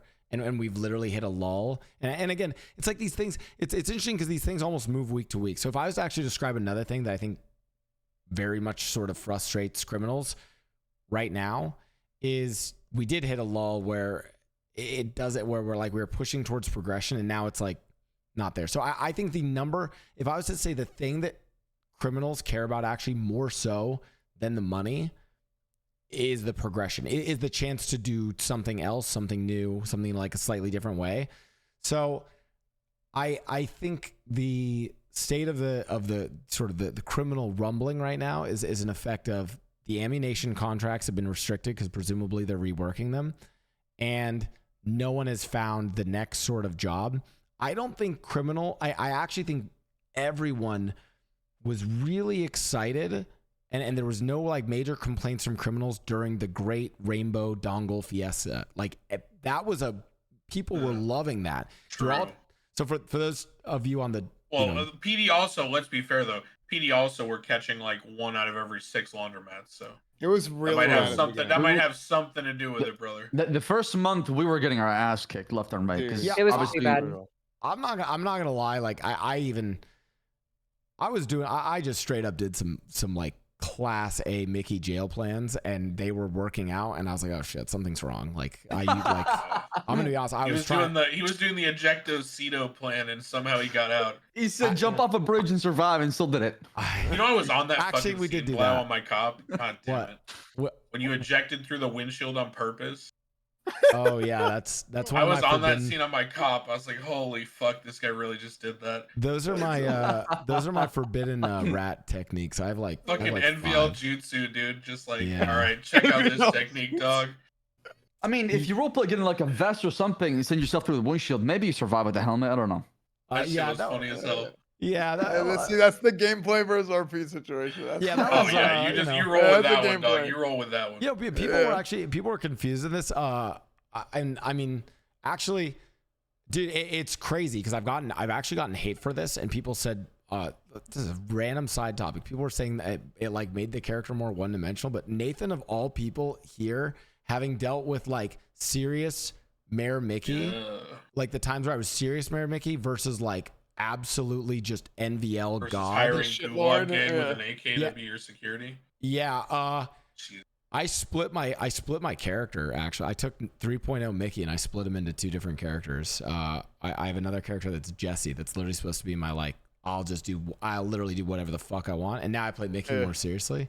It was needed to split them. I guarantee I gave Nathan so many headaches on the like ways that That was fun, man. Yeah, well, true, but no. But what I was gonna say is this. I think during that laundromat era, there was clear progression for a lot of the criminals, and we had sort of a goal. And now we're like lost and confused.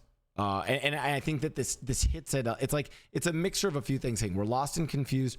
right when people are getting blasted for these high times and fines, right when the cops are now actually, effective at catching us. And so, to be fair, I actually think this sort of like the criminal rumbling right now is largely just kind of a perfect storm of a few things. Because I'll be honest, if we robbed the laundromat, or not the laundromat, whatever it is, the cash exchange, and we got this shitty payout, but even a hint or even like a crumb of something that we can start, even if it means like, oh shit, we have to save up for like 2 weeks to do this next thing, that alone would be much better reward than any sort of money we could get. You have a carrot on a stick. Perspective. Mr. Blau, I'm going to call on your previous work experience here. Do you think that the Crims have just simply outpaced development? Ooh, it's a good question. I mean, Do you think, like, with the cops not catching anyone and everyone advancing so quickly, do you think that the Crims maybe just outpaced development and what you guys are experiencing is like a workflow lag? Yeah. Because that's my OOC project manager brain is going, these guys cracked the code, everyone was killing it as Crim, and developers thought they had more time for next phasing, and now they're behind. That's possible. I don't know. I'm just saying that's like an entirely reasonable world scenario. I will say real quick, since this is the DoJ podcast, that's leading. But that is a good point. It is leading. That actually was hella leading, so then what I was able to do, by the way, and this is how I still get to be a Crim role players. I read my chat, and if enough of them are truing and saying yeah, true, then I'll be like, yeah, that's definitely that way. I can still true? Nice. Yeah, that way I can still be a Crim. But no, I mean, like, I think that is probably true. I think they probably got through. Like, I mean, this is any amount of time that you think will take people to find something. This is a classic case even from Riot, bro. Like, people would blast them. Like, they would play test shit at Riot, and like if you think about like a fully hired playtest team of like 10 to 12 people playing the game constantly every single day, like League of Legends, right? Degenerates, basically. They can test out a new champion and maybe get in like 1,000 games.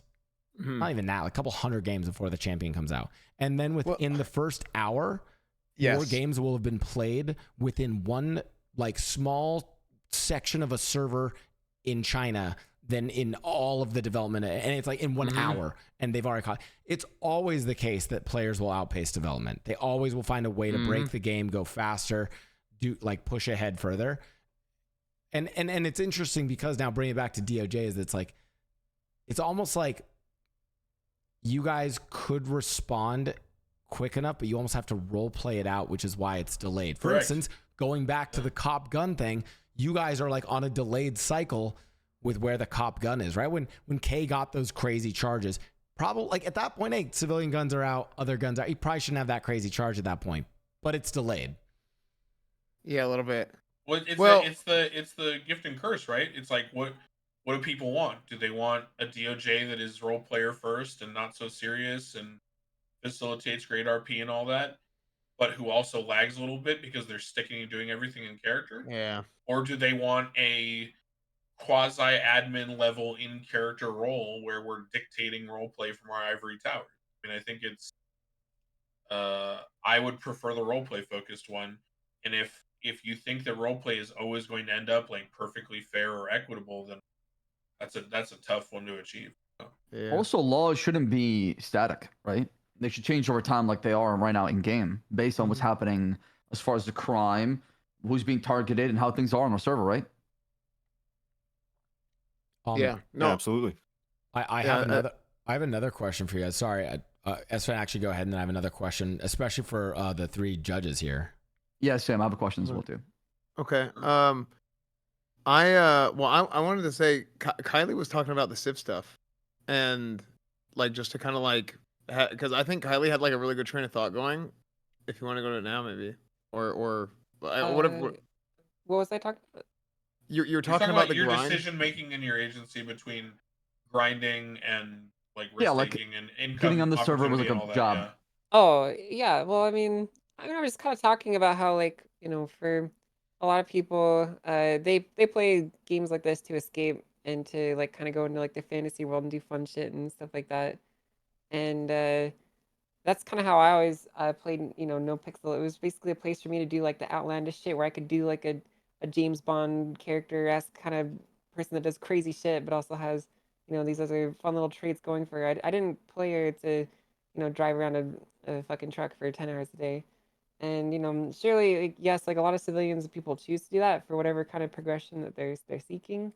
Ultimately, it's just there's really not much else to do besides like there needs to be some form of like uh I like to kind of think of it as like this, like crystals kind of form under certain like circumstances in real life, where they'll need to have like a propagation point, and roleplay is kind of like that, where it basically needs a place for it to start and propagate outwards. And when you put like a bunch of people into a sandbox, you'll definitely get some RP here and there, but you're not really going to get like um big storylines between people. You're not really going to get stuff that can catch people's attention and keep them engaged without some propagation point, some point of pressure. And the lack of money is not enough to create that kind of RP. At least in my opinion. I don't think that just having like the need to get some money is going to get you good RP stories with people. Right. You need people to have access to their businesses. You need people to be able to have access to tools in whatever form they could be. Like logging into some civ jobs and making money is not really going to do it and get you what you need to make stories. How do you feel about the lack? And I know why they did this. I get it.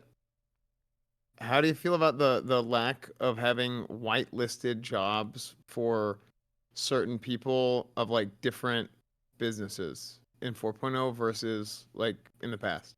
I think that the lack of whitelisted jobs and the lack of whitelists in general has really drastically neutered and hurt the RP quality in a lot of areas. Like, I'm not saying like the RP is bad on the server, but I think that it really It takes watered opportunity away. down. It really watered down and hurt RP in specific areas. Like mechanic work is one example where now instead of there being 3 different mechanic shops that all compete with each other and they all had their own different styles and their own ways of running. Now you just have Group 6 grinder who signs off Group 6, drives to Mosley's, buys his parts, repairs his car, drives back to work, and goes back to grinding without talking to anyone. And that's possible because of how the mechanics work. And it means that there's no interacting with other players, and you lose a lot of the soul that kind of connects people to each other, which is, that Right. person-to-person interaction. And I So- don't think wireless are necessarily required for it, but I think the way that everything is set up in the server, it doesn't really encourage it either. You have to force interaction, right? You have to be dependent on others. That way they have a role and purpose in the server. Yeah, exactly. Yeah. Well, like, I'm gonna. I actually agree with you, even though I haven't done a whole lot of Civ stuff, so I don't really have the most informed opinion. My opinion is all third party based on like just talking to people. But to give like the kind of flip side of it, right? Playing devil's advocate, I think the reason that why they didn't want so many things whitelisted like they were in the past is because they were worried about the wrong people getting whitelisted and then things being gatekept, right? Is it so if that ends up happening, then it's like, okay, because I remember making a new character and being like, okay, I'm running around a new character. What do I do? So whenever 4.0 started, I was like, oh, this is great. I can literally just go sign up for something and I can immediately have something to do right away, and that felt good. And my initial thought, and I think a lot of people felt this way, is like, this is amazing. This gives opportunity to everybody on the server to do something right out the gate. They're not just sitting there trying to run around and find people to talk to when they don't know anybody. So you don't feel like you have to know somebody out of character to be able to do something in character before you do anything, right? I think that's a very, very good thing that was added. But then I think not having a balance between the two and like a midpoint between how it was before, where everything's whitelisted and interviews and character and all that, versus, it's a click a button, sign up, hey, I'm working.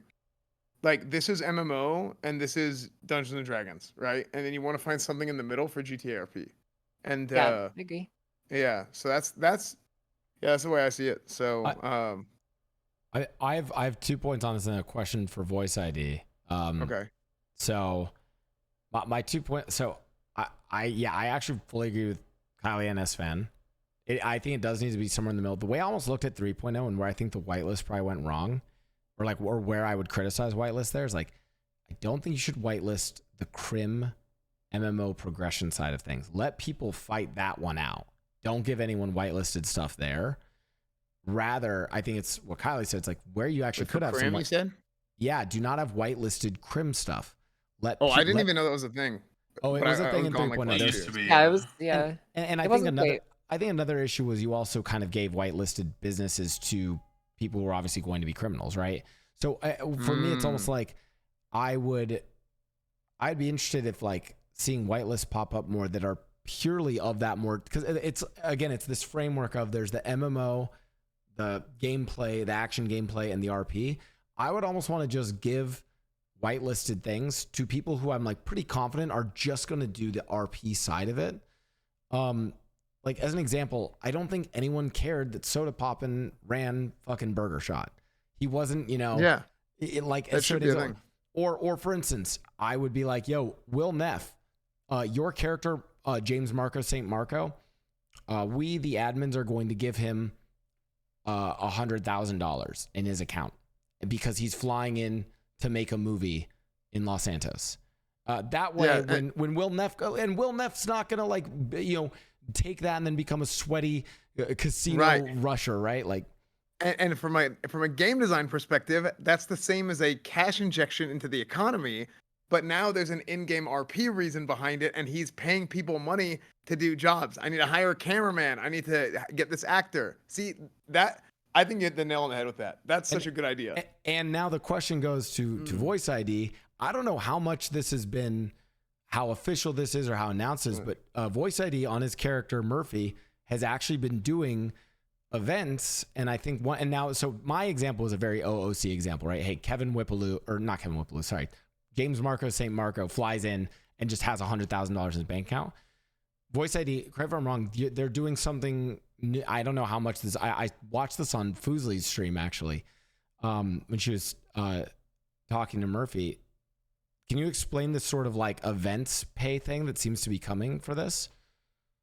Well, Murphy's been discussing this with Edda, the treasurer, for some time, pretty much since the election, and trying to get some sort of reimbursement or patronage of arts and entertainment, cultural tourism, whatever you want to call it, just like putting money into, especially now that like you can only work during the day, it would be good too, but like putting money into nightlife events, music, getting that rolling, music 4.0.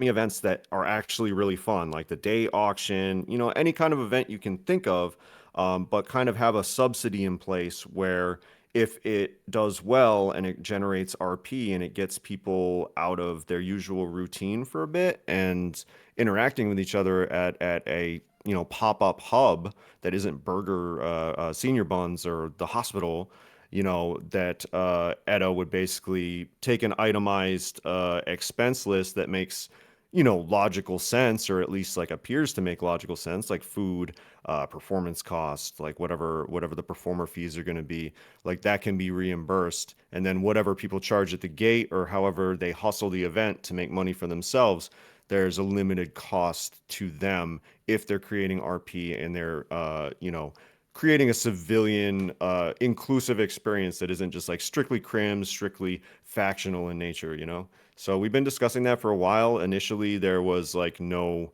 mechanism or approval for it, but eventually Edda came up to Murphy and was like, hey, we pretty much got that approved. So if you want to go to Wu Chang people, go to April, go to whoever, and start, promoting events and putting things on, you can get covered for that and get a little extra money on top. So it's kind of like an incentive to create that kind of RP.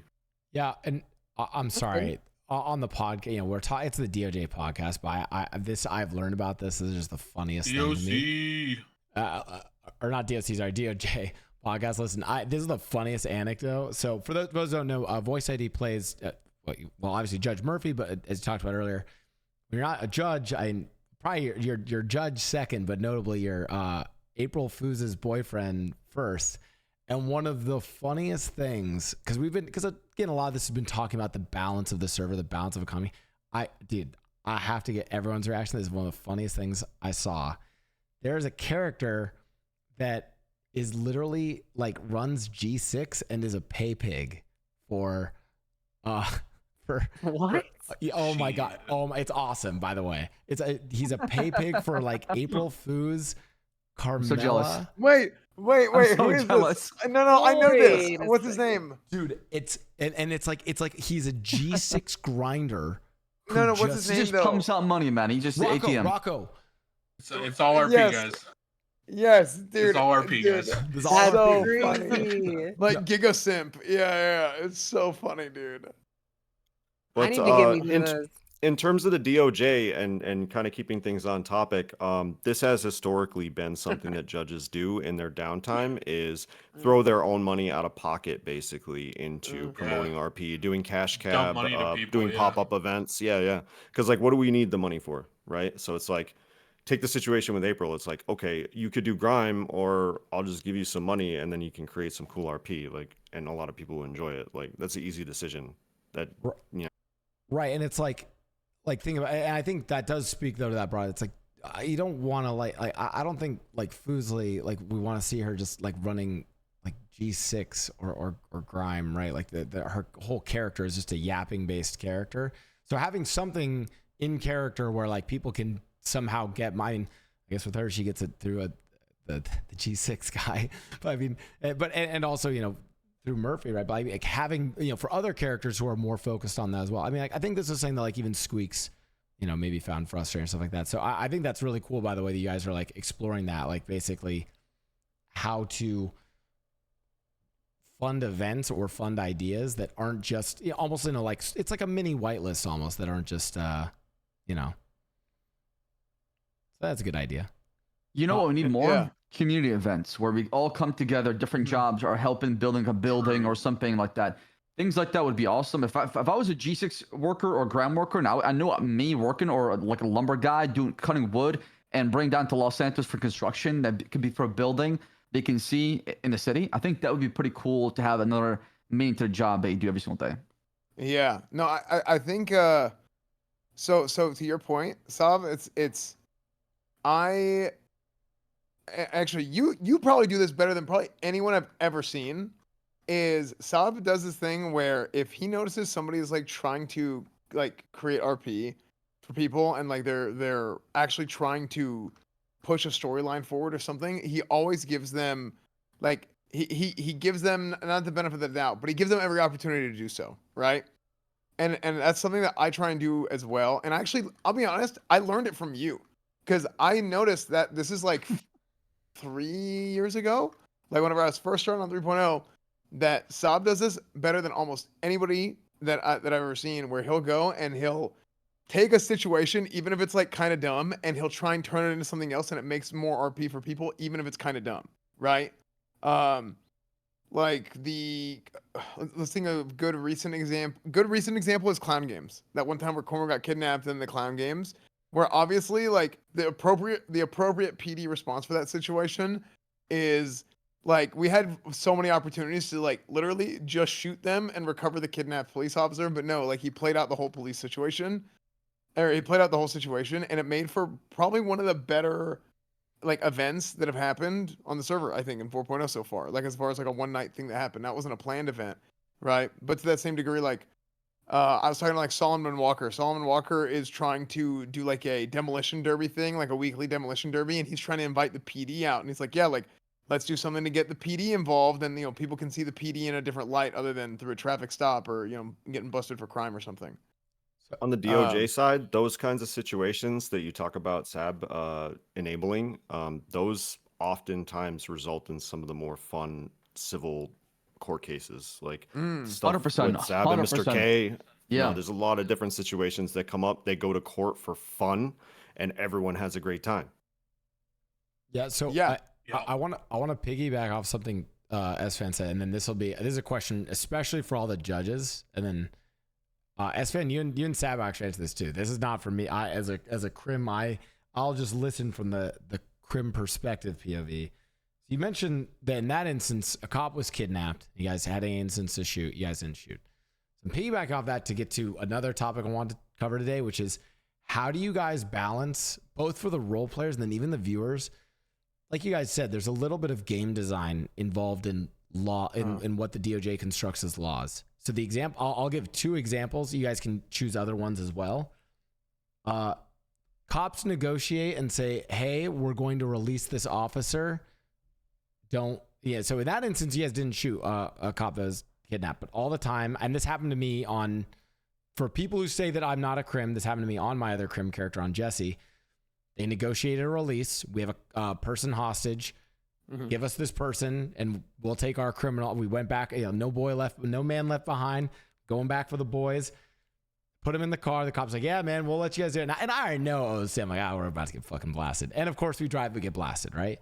The classic, "Hey, I kidnapped someone to save my boy." That example. Right. The number 2 is a common one, which is, I did this crime, and especially when it was like, "Oh, I robbed a cop gun." Why is that worse than me shooting a cop? Because and I think a lot of viewers, and this is a great one for viewers in 4. This is more of like I want you guys to explain it to the viewers in 4.0. Crane can explain this super well. Yeah, go ahead, Nathan. Easy. Yeah. All right. Blau, what did you gain from shooting the cop? Advantage to get away somewhere, maybe like small advantage to get away. So what was the net for that job?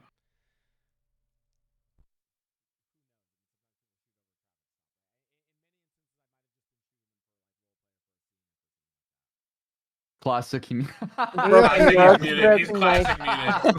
Classic muted. This is, dude, someone's gonna clip this and say this is Blau trying to defend the criminal POVs. Fuck. Make a meme out of it. That's the TikTok, dog. God damn. Fuck. No. I mean, so I watched this guy try to defend the criminal POV. So it's like, okay, so if you're shooting a cop, it's like, okay, it might be for a purely RP story reason.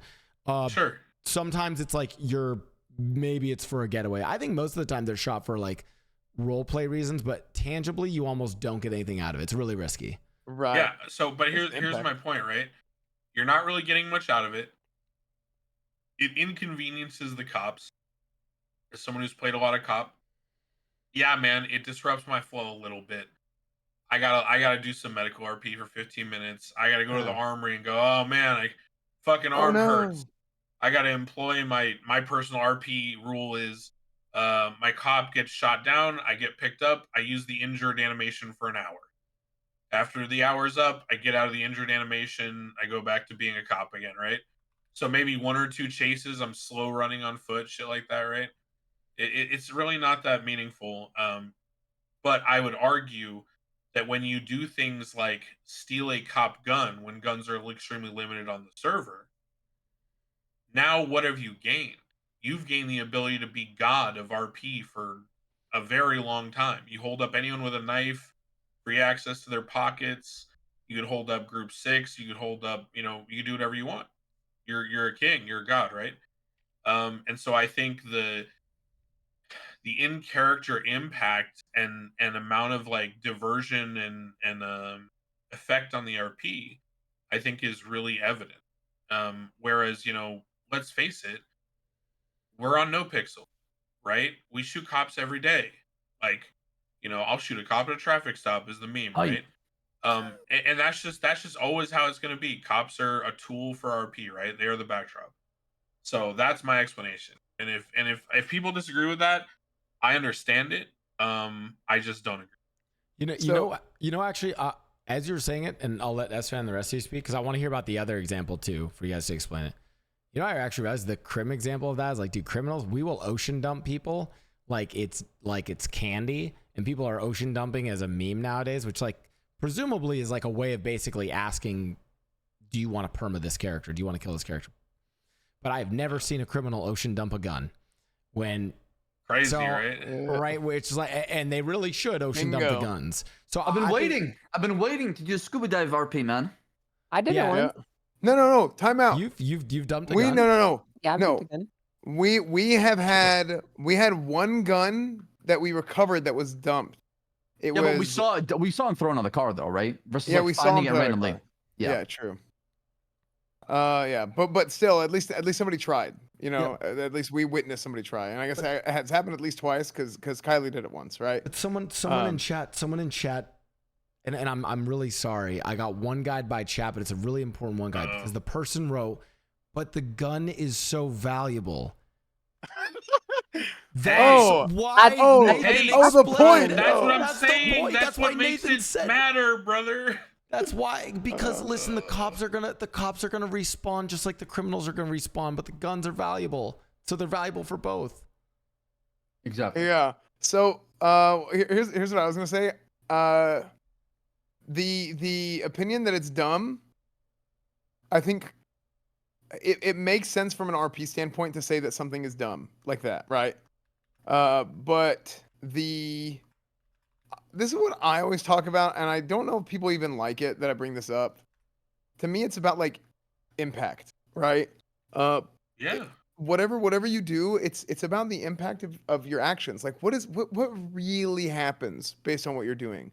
And unfortunately, it's like you said, ocean dumping somebody is like, oh no, I forgot what happened. You know, I got washed ashore and you know, I went unconscious. I can't remember what happened for the last X amount of time that scenario went on for. And it's like a good faith RP thing, right? That like it's I don't even know if it's an official rule or an unwritten rule that like you can't remember what happened if you use local EMS. Is it like an official Counts rule? as the one life rule. Yeah, Counts it's a as new the life one rule. Yeah. Okay. Yeah. So either way, right? It's just something that people do. Whereas like the gun thing, it's like power. It's high. It's a very high impact thing. Even now, it's okay. Well, now it's so impactful. Okay, well, I don't want to be caught with a PD gun, but what if I take one, don't get caught, and then put it on somebody else, and then we have the whole planting thing that obviously VoiceID knows about better than anybody. but like it's it ends up being a whole thing, right? I think people need to take the impact of their actions into account a lot more. Like we had the scenario with Mr. K kidnapping Cornwood the other week, right? And I got annoyed, not by the situation, but like by how things were transpiring, because I make a pretty big deal about trying to, how do I put this? I make a Sam pretty, set up for this one. All right. yeah. Oh, I Sam's make it a, locked in right now. Look at this guy. I try.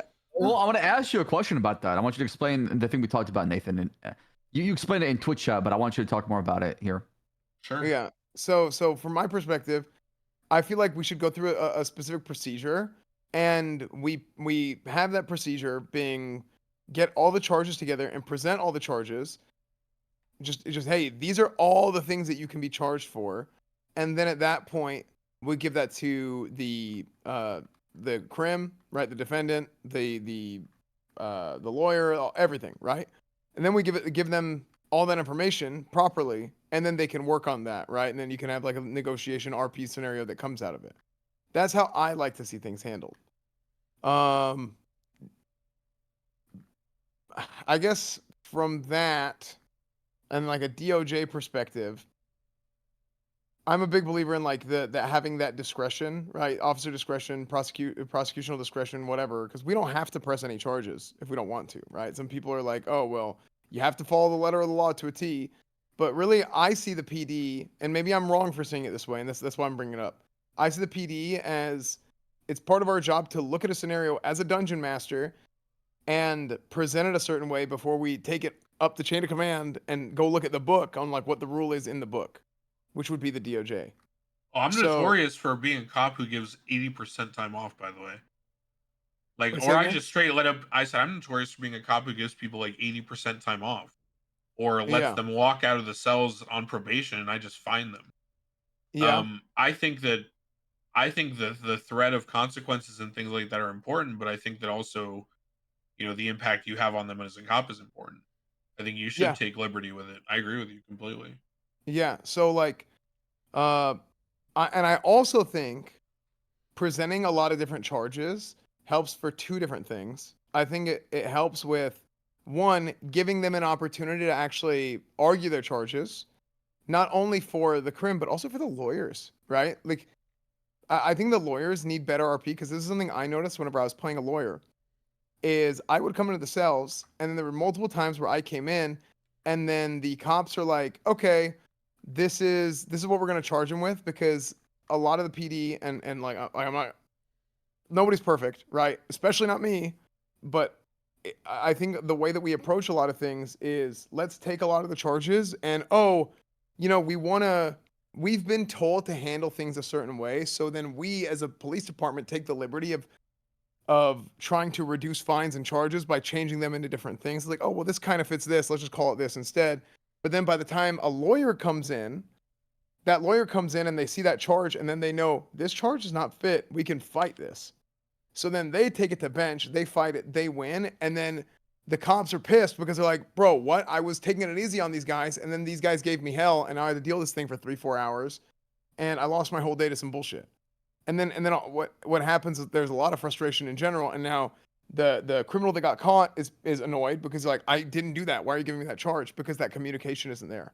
So that's why I'm a big believer now in everything by the book 100%. Let the lawyer deal with it, let the crim deal with it, and then they can have that negotiation. It facilitates way better RP within the cells. And just talking to other like lawyer players and seeing like what their experiences are in the cells.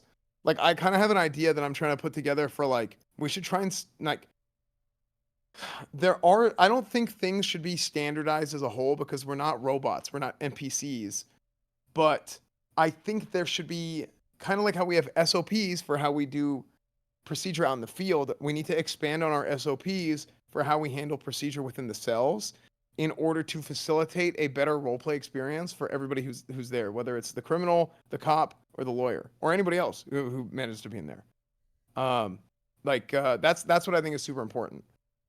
So that was a whole lot of talking, but to kind of like boil that down into a question, how do you guys feel about the current kind of issue that arises whenever people try and like take charges, boil them down into different charges, and then deal with that situation, or the idea of blanket charges versus having more lesser charges that it is the officer's job to put together and then present to the lawyers and the criminals who are trying to defend themselves? I think we have covered the ones that have proven to be problems and kind of demanded a blanket charge. Correct me if I'm wrong. Kind of like what is it? The attempted murder of an LEO. If it's like more than so many, it's just like it became this like a catch-all, and there's a couple of things that are kind of like that. Fine does, yeah. Yeah. Okay.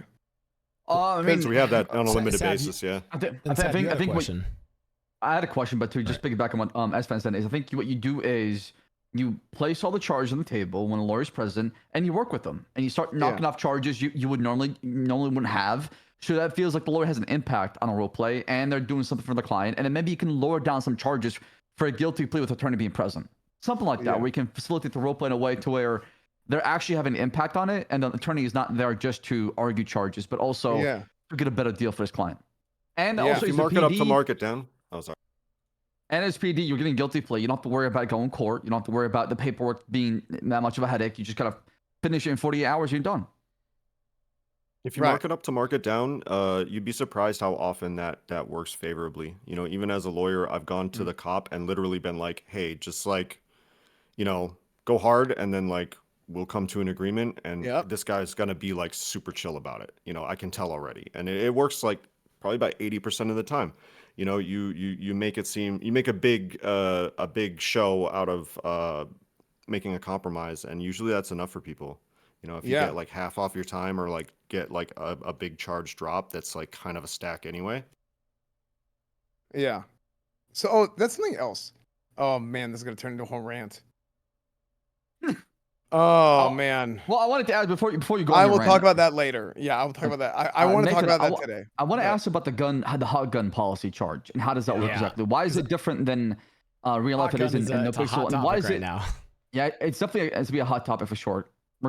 I just want to know your perspective, and Kylie and VoiceID as well too. What, just hot guns in general? Well, why is it you can't charge somebody with it in a later date if you charge them with the possession of the gun? Because that policy stemmed from bad cop work, where cops didn't run guns to see if they were hot. No, I'm just gonna be straight up honest with you, bro. I'm not gonna pull punches. I'm gonna tell the truth, okay? Yeah. I mean, that came as a result of management and myself and multiple people that I talked to noticing that cops were failing to do their job in processing. They were not running guns. They would then have someone else who was like a nosy Nelly or whatever read the report later that day. And they'd go, this guy didn't run the gun, did he? And then they'd run the gun. And then they go, oh, this comes back to 5 different scenes. And then they'd put out a warrant. And guess what? The person who already went to jail, right? And who maybe they're not James Randall. Maybe they go to jail every day, right? Maybe it's a rare thing for them. They just went to jail.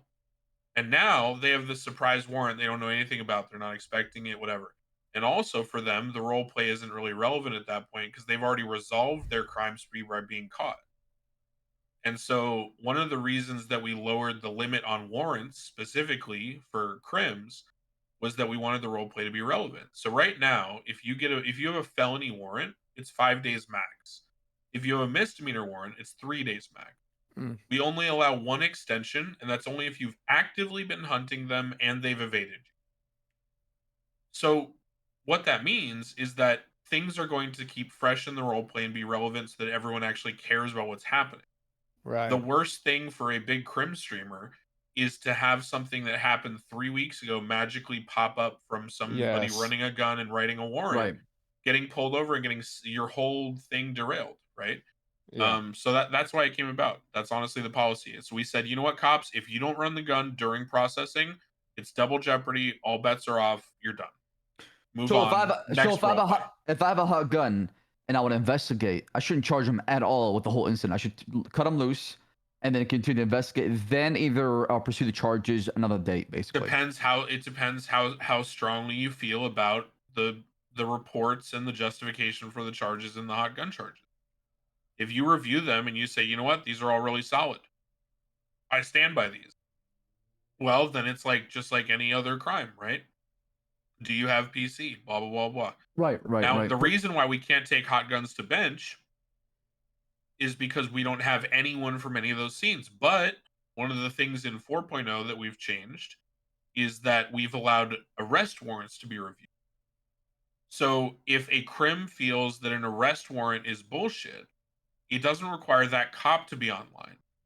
The cops are then instructed by protocol to reach out to a judge, provide the warrant, and then the judge says, I think this was, good and there's PC here and I agree with it and I'll let the charges move forward. Or the judge might say, there's not enough here. This is no good. I'm striking this warrant. So I think that's a change that maybe not as many people have realized has gone in that addresses exactly what we're talking about. And the whole concept of keeping things fresh and relevant. Mm-hmm. Yeah, I think that's a big thing that people don't. I feel like people don't really connect on that. Like some people like feel that way to like a very strong degree. Like, oh, this happened like 3 days ago, or like this happened like 2 months ago, and people still talk about it. Like we have an issue right now that I think it's my fault. It is. Like, I don't know what you're about to say, but it is. Are you about to enter into a diatribe on the turbo market? Because if so, it is your fault. No, but yes, that is my fault. So we had that situation with Peanut kidnapping Kid Archer, and especially like I did like almost nothing with court in 3.0. Like I try to avoid it like the plague. I hated it, all that stuff. Now now that I get, even at the beginning of 4.0, I was like, holy, like I'm gonna blow my brains out. And it didn't like click for me until actually it was that case that we worked together, Nathan. Fun, man. Yeah, it was super fun, and I started to understand like, oh, I'm learning now. As soon as I started realizing I'm learning, it started becoming very fun for me. Yeah. So whenever we had this case happen, or this incident happen where Peanut kidnapped Kid Archer, we found him. There was a bunch of warrants, yada yada yada. We charged him for all the warrants, or all the incidents, except for the one incident in which, he kidnapped Kid Archer, and there was a human trafficking charge on there. So I just handed it all to Siobhan, right? Cornwood hands it all to Siobhan to have her do it, and she's like, I can just do it for you. But I didn't really follow up on it, just thinking that the lawyer could just handle all these things. And it didn't actually get posted on the docket for a while. And whenever it got posted on the docket, it got posted on the docket with only the human trafficking charge and not everything else. So I just didn't really understand at the time, like how all this stuff works. And I feel like I screwed that up. So now it's 2 months in. Now it's 2 months in, and you have a situation where, in my opinion, people can kind of look at this differently. So Kid Archer, she was kidnapped. She's a victim in the situation. The way that I play Cornwood is like, I want him to like put his personal feelings aside and do whatever he feels is right, like as far as like just administrating justice as best as possible outside of his personal feelings. But I don't think every character is or should be like that. So she's probably more involved at this point than she should have been in the first place, helping with the case. The case is taken. It sounds like. Yeah, it's been 2 months, right? But it didn't like it was posted before the statute of limitations. But now Siobhan is no longer a lawyer. Xavier Monroe is no longer a lawyer. So now you've got this weird thing where a bunch of people are now involved who had nothing to do with it originally. And so I was talking to Peanut, and Peanut's like, is there anything we can work out for like a guilty plea? My opinion is we should just figure out something for a guilty plea, call it a day, and move on. For OOC reasons of it's just taken way the hell too long, right? That is like half of my job as Chief Justice. Yeah, honestly, is resolving cases that are intractable. When people come to me and the judge goes, I don't know what the fuck to do. This isn't working out. What do we do here? I go to every party and say, all right, shit or get off the pot. What's the deal? What are we doing? Yeah, and now on the flip most side, of it. Well, here's the thing on the flip side, the argument against that, and this is the problem that, again, my belief is that I created this problem by not following up on it immediately and really working hard on learning exactly how to do this. Now, there's a human trafficking case on the docket, which probably would have made for a very good, fun RP scenario for the judges and everybody else involved in the courtroom to be able to clarify that charge and find out what's human trafficking and what's not, that is now taken away. And I see that as like, I screwed up. And I feel bad about it, but I don't know what to do at this point. Do we still push for the court case to happen? Or is this just kind of going to be less interesting because it happened 2 months ago and people don't even remember the details? Honestly, I let shit die, dog. My opinion. Okay. Sometimes nobody fucking cares. Yeah. Sometimes we've all moved on. Sometimes it just needs to die, dude. Like I don't think you should belabor the point on things like that. Like last night, in a more microcosmic example, Saab and I were on cop, and we caught people 1 minute before the storm. Yeah. Yeah. And we load up after the storm, and I go to Saab in character. I'm like, I think we should just like take their illegal shit and let them go. Like, I don't want to process these guys. I don't want to deal with this shit. I've moved on. I want to do the meeting RP. You know what I mean? Like, why are we making these guys log back onto the server just to go to jail? They're probably trying to go to bed, and I just I had the same thing the other day where I didn't even try to cuff them. I was just chasing after them and tackling them over and over again after their car went out. You know, I was just like, whatever. And we just ran around for like 2 minutes in the storm. Yeah, I totally get that. Yeah. Oh, voice ID, you're okay. muted. Good to know. That helps. Oh, you're muted. Voice ID. Oh yeah. Oh, I don't know if you're muted or his mic went out. Maybe. I think on purpose? I think his mic got disconnected because he doesn't have the icon. Oh, I wasn't tabbed into the app. Sorry. Perfect. So with a court case, after X amount of time, like a month, 2 months, what's going to happen is if you can manage to get it together, somebody's not going to show up, or everybody's going to show up. It's going to move forward. No one's going to remember anything. No one cares. It's like never good RP. It's like literally never good RP. Yeah. Okay. Good to know.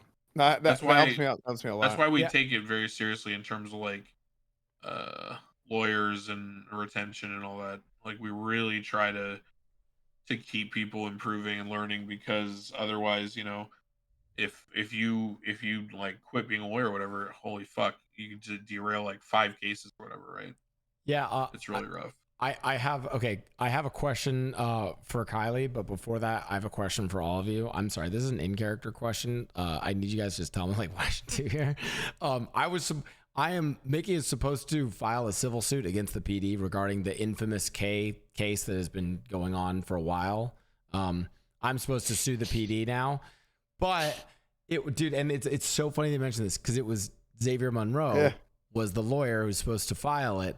And so he said, like, oh yeah, like we'll be working on it, I'll file it. And I'm like, he's like, get the damages from K. And I was like, okay, cool. And I'm not throwing Xavier Monroe. I'm not throwing, and by the way, does not mean throwing Monroe under the bus. No. Because like, he wants to go become a cop. And then all of a sudden he's like, oh yeah, I became a cop. And I'm like, so my question is, should I let that one go or like, should I? Yeah, just let it go. It's fine. I mean, look, honestly, I don't want to ask you. No, Esfand said you guys don't get an answer. The judges, what should I do? Just let it go. Honestly, that's a tough one, man, because I think you're capable of making it interesting, but you're putting yourself in an uphill battle. You know, it's like you really, really got to dig deep to make people care about something because it's been for a long time. I mean, you're talking about that thing getting filed, right? Let's talk about the other counsel entering. Let's talk about all the witnesses getting tagged, responding. Let's talk about the judge getting attached to it, scheduling it, all this right now. Hey, spoiler alert. There's some cool stuff coming that may improve this in the future. Namely, an MDT calendar may be in the works. Ooh. Spoiler. That will allow you to schedule things in game, which we've been working on forever and asking for forever. But I will say right now, in my opinion, the reality you have to deal with is that if you schedule that case, it's not is it relevant now, will it be relevant in 2 weeks? I would say that's about a good amount of time to estimate. And it is literally following a storyline of Mr. K that already was 6 hours in court, so that's fair. But I also just want to say, incredible. Thank you for that leak, NathanKB. You get these leaks on all upcoming NoPixel stuff on Roleplay Podcast. That's right, Roleplay Podcast, unofficially sponsored by NoPixel. Saab is an admin for NoPixel and definitely represents all of the NoPixel management here when he joins the podcast. These are a lot of pressure. That's a lot of pressure. Get exclusive leaks on Roleplay Podcast on YouTube. You guys can find the link in the chat. I think it's also a pinned message as well. We're on all of your favorite podcast platforms. That's my second plug. Kylie, I have a question for this is actually a great one for you because you've played both the criminal side, the cop side, and now the judge side. Explain to the viewers, and whether for better or for worse, or like why it's a tricky thing. Let's say Mickey is in cuffs and Benji Ramos kidnaps a cop and holds them up at gunpoint and then says, "Give me my boy Mickey back." Why do most of these situations end with you guys making the exchange and then open firing on the crims? Okay.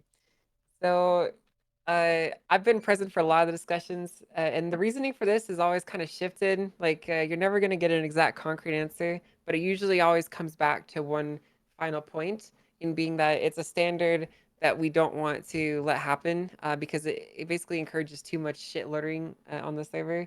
You can always have specific justifications as to why. I've been through a lot of different high commands, and they've all had their own specific reason, but basically it comes down to if you allow anyone to just grab a cop hostage off the street, which is already a pretty high intensity thing, a lot of people are willing to do that just to get someone out of custody, and it essentially escalates every situation from what would be just a simple traffic stop turned chase into like a 20-month arrest into that's why we have kill barriers, dog. Yeah, and so now you have to deal with the cops being held hostage and half the service police forces being held up for 3 hours while everyone's getting chased down and there's shooting and high stakes charges. Basically, it takes small situations and a lot of players can't help themselves, and it escalates them to the point where it harms the server and other people's experiences on the server because they're missing a police force for what is ultimately nothing. There's no reason for it to be happening. I think you're being very kind, Kylie, when you say a lot of players.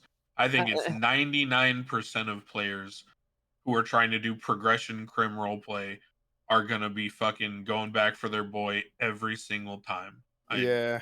That's just You got to the look at it this reality. way. You got to look at it this way. This is a situation that you've already lost, and you're getting like last chance lane on it. You know what I mean? So Yeah. the risk is going to be higher when it's like you've already lost, and this Yeah. is just like your Hail Mary at that point. Yeah, it's a lay on hands. Yeah, like Yeah. when I was doing my Mary Mushkin on the Run arc, and like I had all these crazy, high intensity, circumstances and consequences on the line. Never once did it cross my mind of I really hope that someone goes and takes a cop hostage right now so they can break me out so I can keep doing this, because that would just be kind of a really shitty way to keep the story going, and it wouldn't be really ideal It's for an the infinite story. loop because Yeah. honestly, there's always gonna be that other guy who can take a cop hostage, load his boys in the car, and it's just at some point you have to just shoot. At some Exactly. point you can't extend, and I'm going to use the trigger word, you can't extend the role play any further. At some point it's probably time for it to end. Well, Yeah. what's interesting is the reason why Crims don't throw a gun maybe in the water, but will throw and ocean dump people willy nilly, and that example of the cop exchange, and then the cops are going to shoot anyways, and also the example of why it's a severe consequence to rob a cop but not necessarily shoot a cop. All of it literally comes back to people respawn on the server. So while we try to role play value of life, like, I mean, people talk about NVL a lot, but it's like, if you think about like holding up a cop to do an exchange for your boy is borderline NVL. Like, Well, Dundee, Whippy is a good example. He ran into that. He was the beta tester for that dynamic. I mean, in 3.0, he quite literally ran into situations where I know, because he talked about it publicly, that staff talked to him about his actions coming down to negotiating with cops. Because they said if you're that gung-ho and you're that like, I'm going to shoot this hostage, I don't care, and then you get pissed at the cop and you shoot the hostage in the head, at what point are you just pulling the trigger on yourself, knowing that that's the cop response, right? Yeah, suicide Yeah. by cop. It's an interesting Mhm. point to bring up. I don't know how I feel about it personally. I think it's a really interesting concept in roleplay because on one hand, I want you to be able to do the most extreme roleplay possible, like Whippy does with his negotiating. But on the other hand, I can see how you might need the policy. I don't know. yeah, I think. Oh, sorry. Go ahead. Hang on. Well, I kind of want to. Well, what I'm going to bring up, I'm worried it might make us shift gears a little bit. So I want you to go first. I'm not gonna lie to you. I kind of forgot what I was gonna say, so Okay. it kind of slipped out of my mind. all right, shift our Um, gears, Esfand. What's next? Yeah, what's next? So we talked about NVL, right? And how it's like, well, isn't this technically NVL? And we've talked about this before with like the kind of gameplay versus RP interactions and so on, right? And now we're saying for the DOJ podcast, it's hard to legislate around NVL. So Right. continue, but yeah. Yeah. I'm gonna keep it real. I feel like half the rules that we have, like the names for rules that we have, like RP rules, are not good names. I feel like they're super confusing to people that are particularly are. new. Yeah, like if you're a new RPer, like you don't know like VDM, NVL. Okay, no one understands VDM. Everyone. right. Except that it's Yeah. funny. Yeah, everyone Yeah, just thinks always VDM is funny. driving Which it over is. somewhere with a car. They're like, all right, that's VDM right there. Yeah, and then people are like, "Oh, this guy should be banned. Isn't that NVL? Why are you driving 100 miles an hour? That's NVL." You know what I mean? Yeah. It ends up being kind of ridiculous, and I think the names of the rules should be changed to clarify what exactly the intent is there, right? Like, NVL. My interpretation of what NVL is as a rule is like, okay, it's like a what's a good word for it? It's like you get like first. You're playing Final Fantasy VII and you have more speed stat than the enemy, and so you get to swing first in a turn-based game. What's it called? Initiative. Yeah, it's kind of like it's like an initiative roll, right? Where it's like you get an automatic higher initiative roll. So that's really my interpretation of what NVL really is. Because if you were to take it down to a T of not Yeah. valuing your life, yeah. You So just gain an advantage. yeah, it's an advantage to your, yeah, it's an advantage. Now, there's also some things that I talked about this in character, and I think almost everybody has agreed with me. Actually, everybody has agreed with me in character, now that I think about it. You had the thing going on the other week where like cops were being held up, get in the car, put your gun and stuff away. come with me. No, come in my car. Put your gun in here, whatever. And I'm gonna take you to a bridge. Are you gonna jump? If you don't jump, then I'm gonna shoot you in 5 seconds. Oh, I got a hot take on this, and I want people to know this one. Here's one thing okay. that I think most people don't understand, and I think this perfectly addresses what you're getting at. I think I know exactly where you're at. Yeah. I'm going to present you two scenarios, and Viggy explained this actually, and he made me think about this really differently. Two different scenarios. Number one, I kidnap you, I put you in the back of my car. Me and my friends all pointing guns at you. We're driving you to the fucking tallest cliff in Los Santos, okay? You're bound, everything, right? And as we're driving you up there, we're like, listen, man, you better tell us what we fucking want to know, or else you're getting, fucking a full magazine in the head and you're going down the waterfall, okay? In that scenario, if your character then stands at the top of the waterfall, right? And that character jumps without any kind of dialogue, that's NVL. Because you had an out, okay? Right. The guy said to you, if you tell us what you want to know. So guess what? In character, I better fucking tell them what they want to know, right? Right. So I have an out. That's what NVL is, okay? When you have an out and you don't take it and you just go to suicide or whatever, right? Now here's the other side of this. Your character there. Well, right, but here's the other side of this. Okay? If the Crims are pointing guns at me and driving me up the mountain to that same waterfall, and they say, man, it's going to be so satisfying when we get to the top of this mountain and I fucking put a whole magazine to your head and you finally fucking die, right? Yeah. Then if I jump out of that Jeep and at 100 miles an hour, it's not NVL, because I was told that no matter what I did, I was going to be murdered. Right. So the option of diving out of the car and maybe saving myself and risking dying from the fall is better than taking the guaranteed being shot. So as a crim, just some free advice to all the role players out there who are new to the server, don't ever tell someone that you're going to kill them when you get to the spot. Because you've just unlocked their NVL trap card and they can do whatever the fuck they want now to try to live. Okay? Yeah. So you got to always give them an out. That's how that works. And I think that's really important for people to understand. I think that's often missed since we're talking about rules and people not really understanding them. So example. Always, yeah. Well, in that situation, one, I completely agree.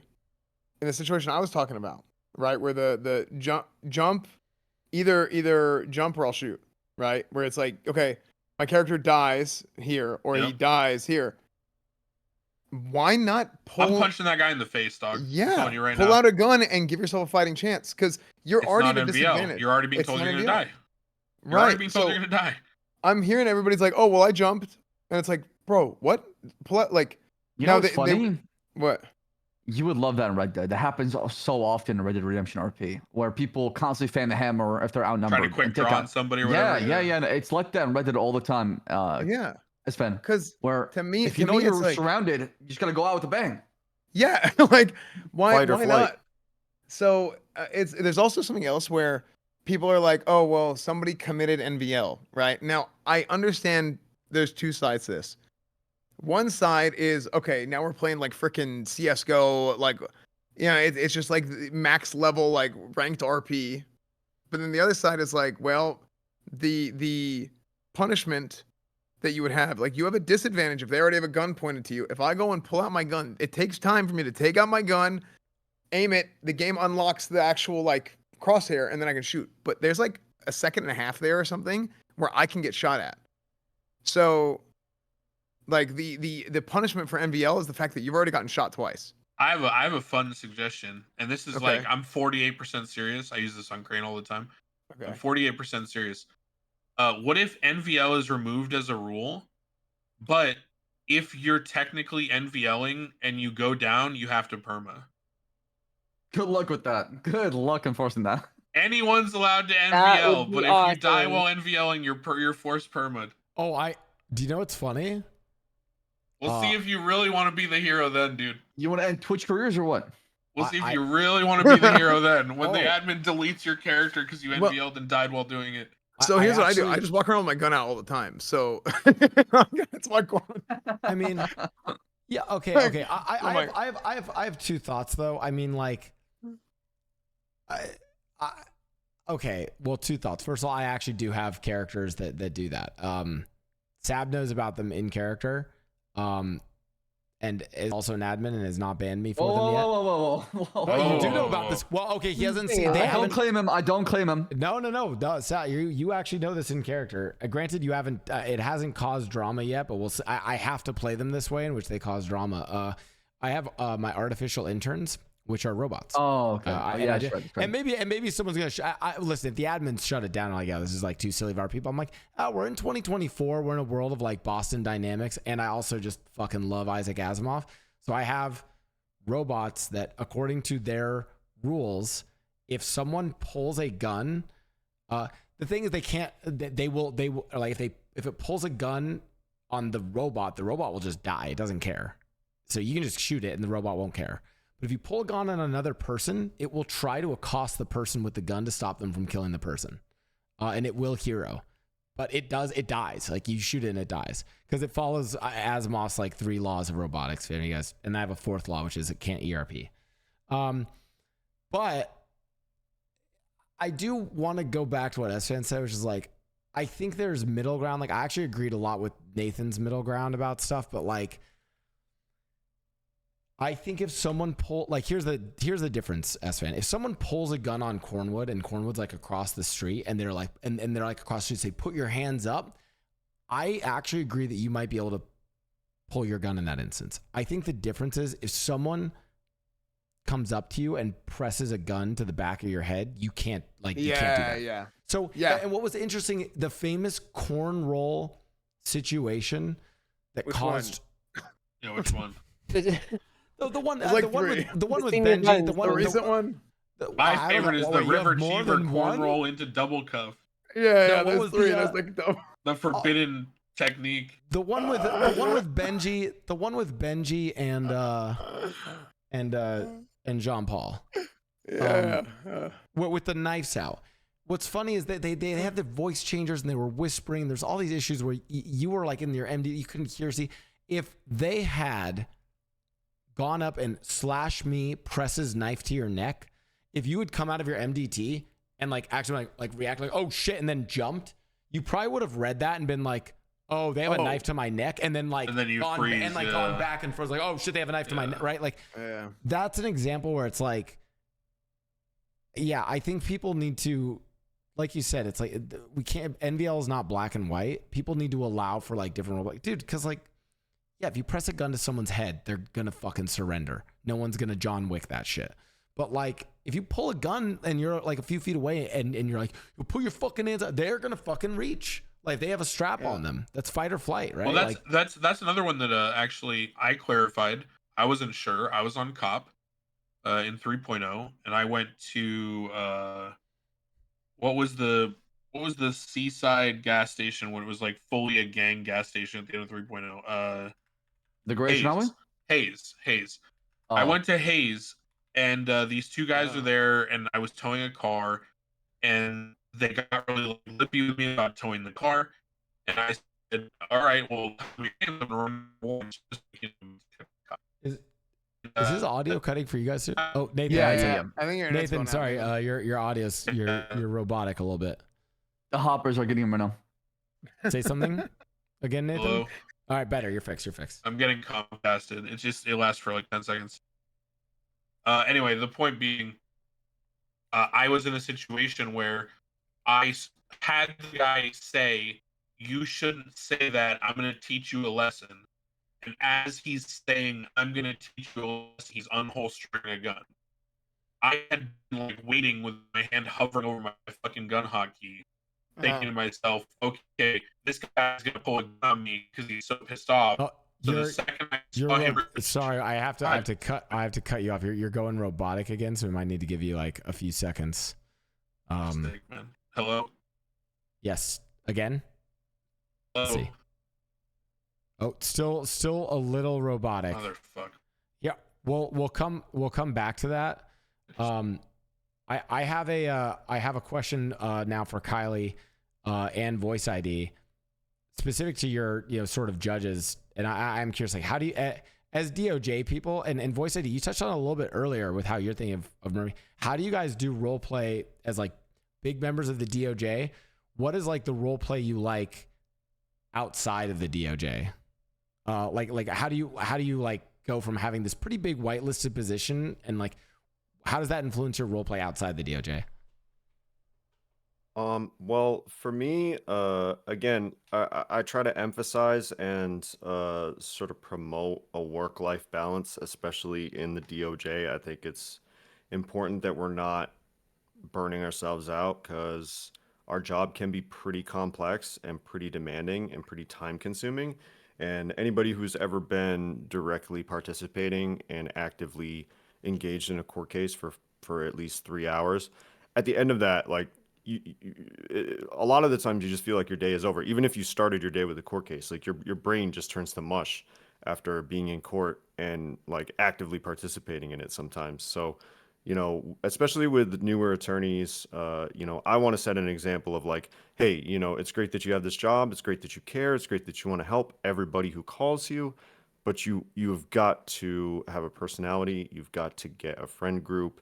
You've got to have other things going on or you are going to burn out. And when you do burn out, you're not going to have anything to fall back on either. So it's like, I think it's very important to continue to interact with the community and other role players in other meaningful ways than just like, oh, let me help you with this court case. Because then what happens is that's all people will come to you for, right? Like the only thing that people will role play with you about is what they need from you. And then you start to feel like an NPC and that just makes you burn out quicker. So I just try to do a little bit of everything and try to learn as much about what the server's like at any given moment that I can when I'm not busy. Because, who wants to stand around the courthouse all day?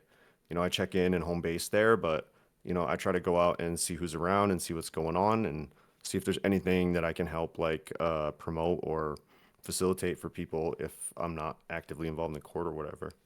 And yeah, with the divorce and everything, that whole character RP that Murphy's gone through, obviously, like, he's been dating, and then he started dating April, and there's been all this, like, character stuff going on besides the DOJ stuff. So, you just got to kind of find what interests you and kind of lean into it, because the RP is not always going to be there. There's not always going to be a bench trial. There's not always going to be a contract or a civil case or whatever. Right. Yeah, Kylie, what about you? Because I feel like, correct me if I'm wrong, you're sort of, are you more playing Angel than as sort of one of those who just comes in to handle cases, or are you planning to do more with, like, how do you balance that No, with your I other have other characters? stuff I do with Angel, but I can't really go into it or describe a lot of what I do with that character because it's just it's the way I see it. It's always like a secondary thing where I just go have some fun and it's a fun character to play on the side. I just get up to other stuff. Just other regular activities on the server that are completely normal and not suspicious at all. So Yeah, I think she's totally. talking about ERP, guys. Wait, what? Dude, hey, no, I just I don't know. I don't play Angel that much when I'm not doing court cases, but when I do, I'm usually just doing like Civ RP. So because I have other characters, I don't have time to do Okay. like full on RP with her. Wait, well, hold on, pause. Let's. This isn't DOJ related. What's going on with the ERP, guys? dude, girls, like, come I'm, on. dude, What are you I talking feel about? like I'm so anti-ERP. I don't know. I'm gonna self-insert with like I self-insert on Cornwood all the time, and I just try and shut that shit down. You're missing out, man. Yeah, listen, there's no ERP going on, right? It's nothing like Dude, that happening. Yeah, none. For me, I'm like, look, this is my own personal opinion. I think there's some like in RP relationships that end up being very funny. Actually, a really good example I would say is because I hadn't met Murphy yet. I don't think till 4.0. I'm pretty sure. So, You're probably right. yeah. So my first interaction with Murphy Braun was the interrogation, and I didn't know that Siobhan is Murphy Braun's ex-wife. So I've leaned into it. I remember that. super That was hard. funny. It was so fun, dude. Like doing that interrogation, like I was interrogating Murphy Braun on what happened, but at the same time, I kept bringing up like I would take the conversation and almost turn into couples therapy for half of it. It was so funny, right? But No, like that's a every good other example of question a you good game. asked was a stirring tea related question. Like you'd ask something about the gun, and then you'd ask like, "Oh, so when did you and your wife get divorced?" You know. You're more invested in the tea than the actual police work. Right, yeah. And I kept talking about like other women and stuff. I was like, I don't know. I asked, I was like, oh, so would you say there's a lot of women that you talk to regularly? She's like crying. It's super funny. And Jilly's great. You should have honestly, Blau, you should have Jilly on the podcast at some Oh point. yeah, you should. She's fantastic. Dude, she would talk for days. She'd be great. Yeah, Joey's good. As a reminder to, by the way, this is Roleplay Podcast on YouTube. That's the podcast that they're referencing. As a reminder, we are going to have everyone on the podcast because my chat, as a way to stem my chat from asking me if this person's going to be on or this person, and they always say this person's a great. So you know what, Esfand, to answer that question, yes, everyone's going to be on. Literally, name a person. Obama going to be on. Like literally, this podcast is getting everyone. Big one. Yeah, it's crazy. So if you guys have to ask if we think this person could come on the podcast, yeah, they can. I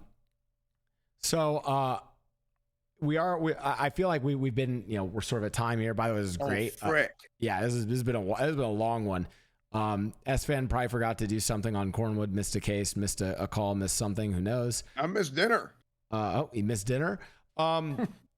If you guys have any last minute thoughts or things you want to say, regarding the topic of DoJ and NoPixel 4.0, I guess get out here. Otherwise, I'd love for you guys to also shout out, your characters, what you guys are about, and what you're doing in RP.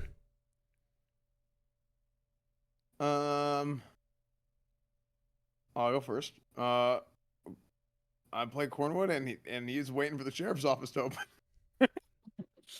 Me too.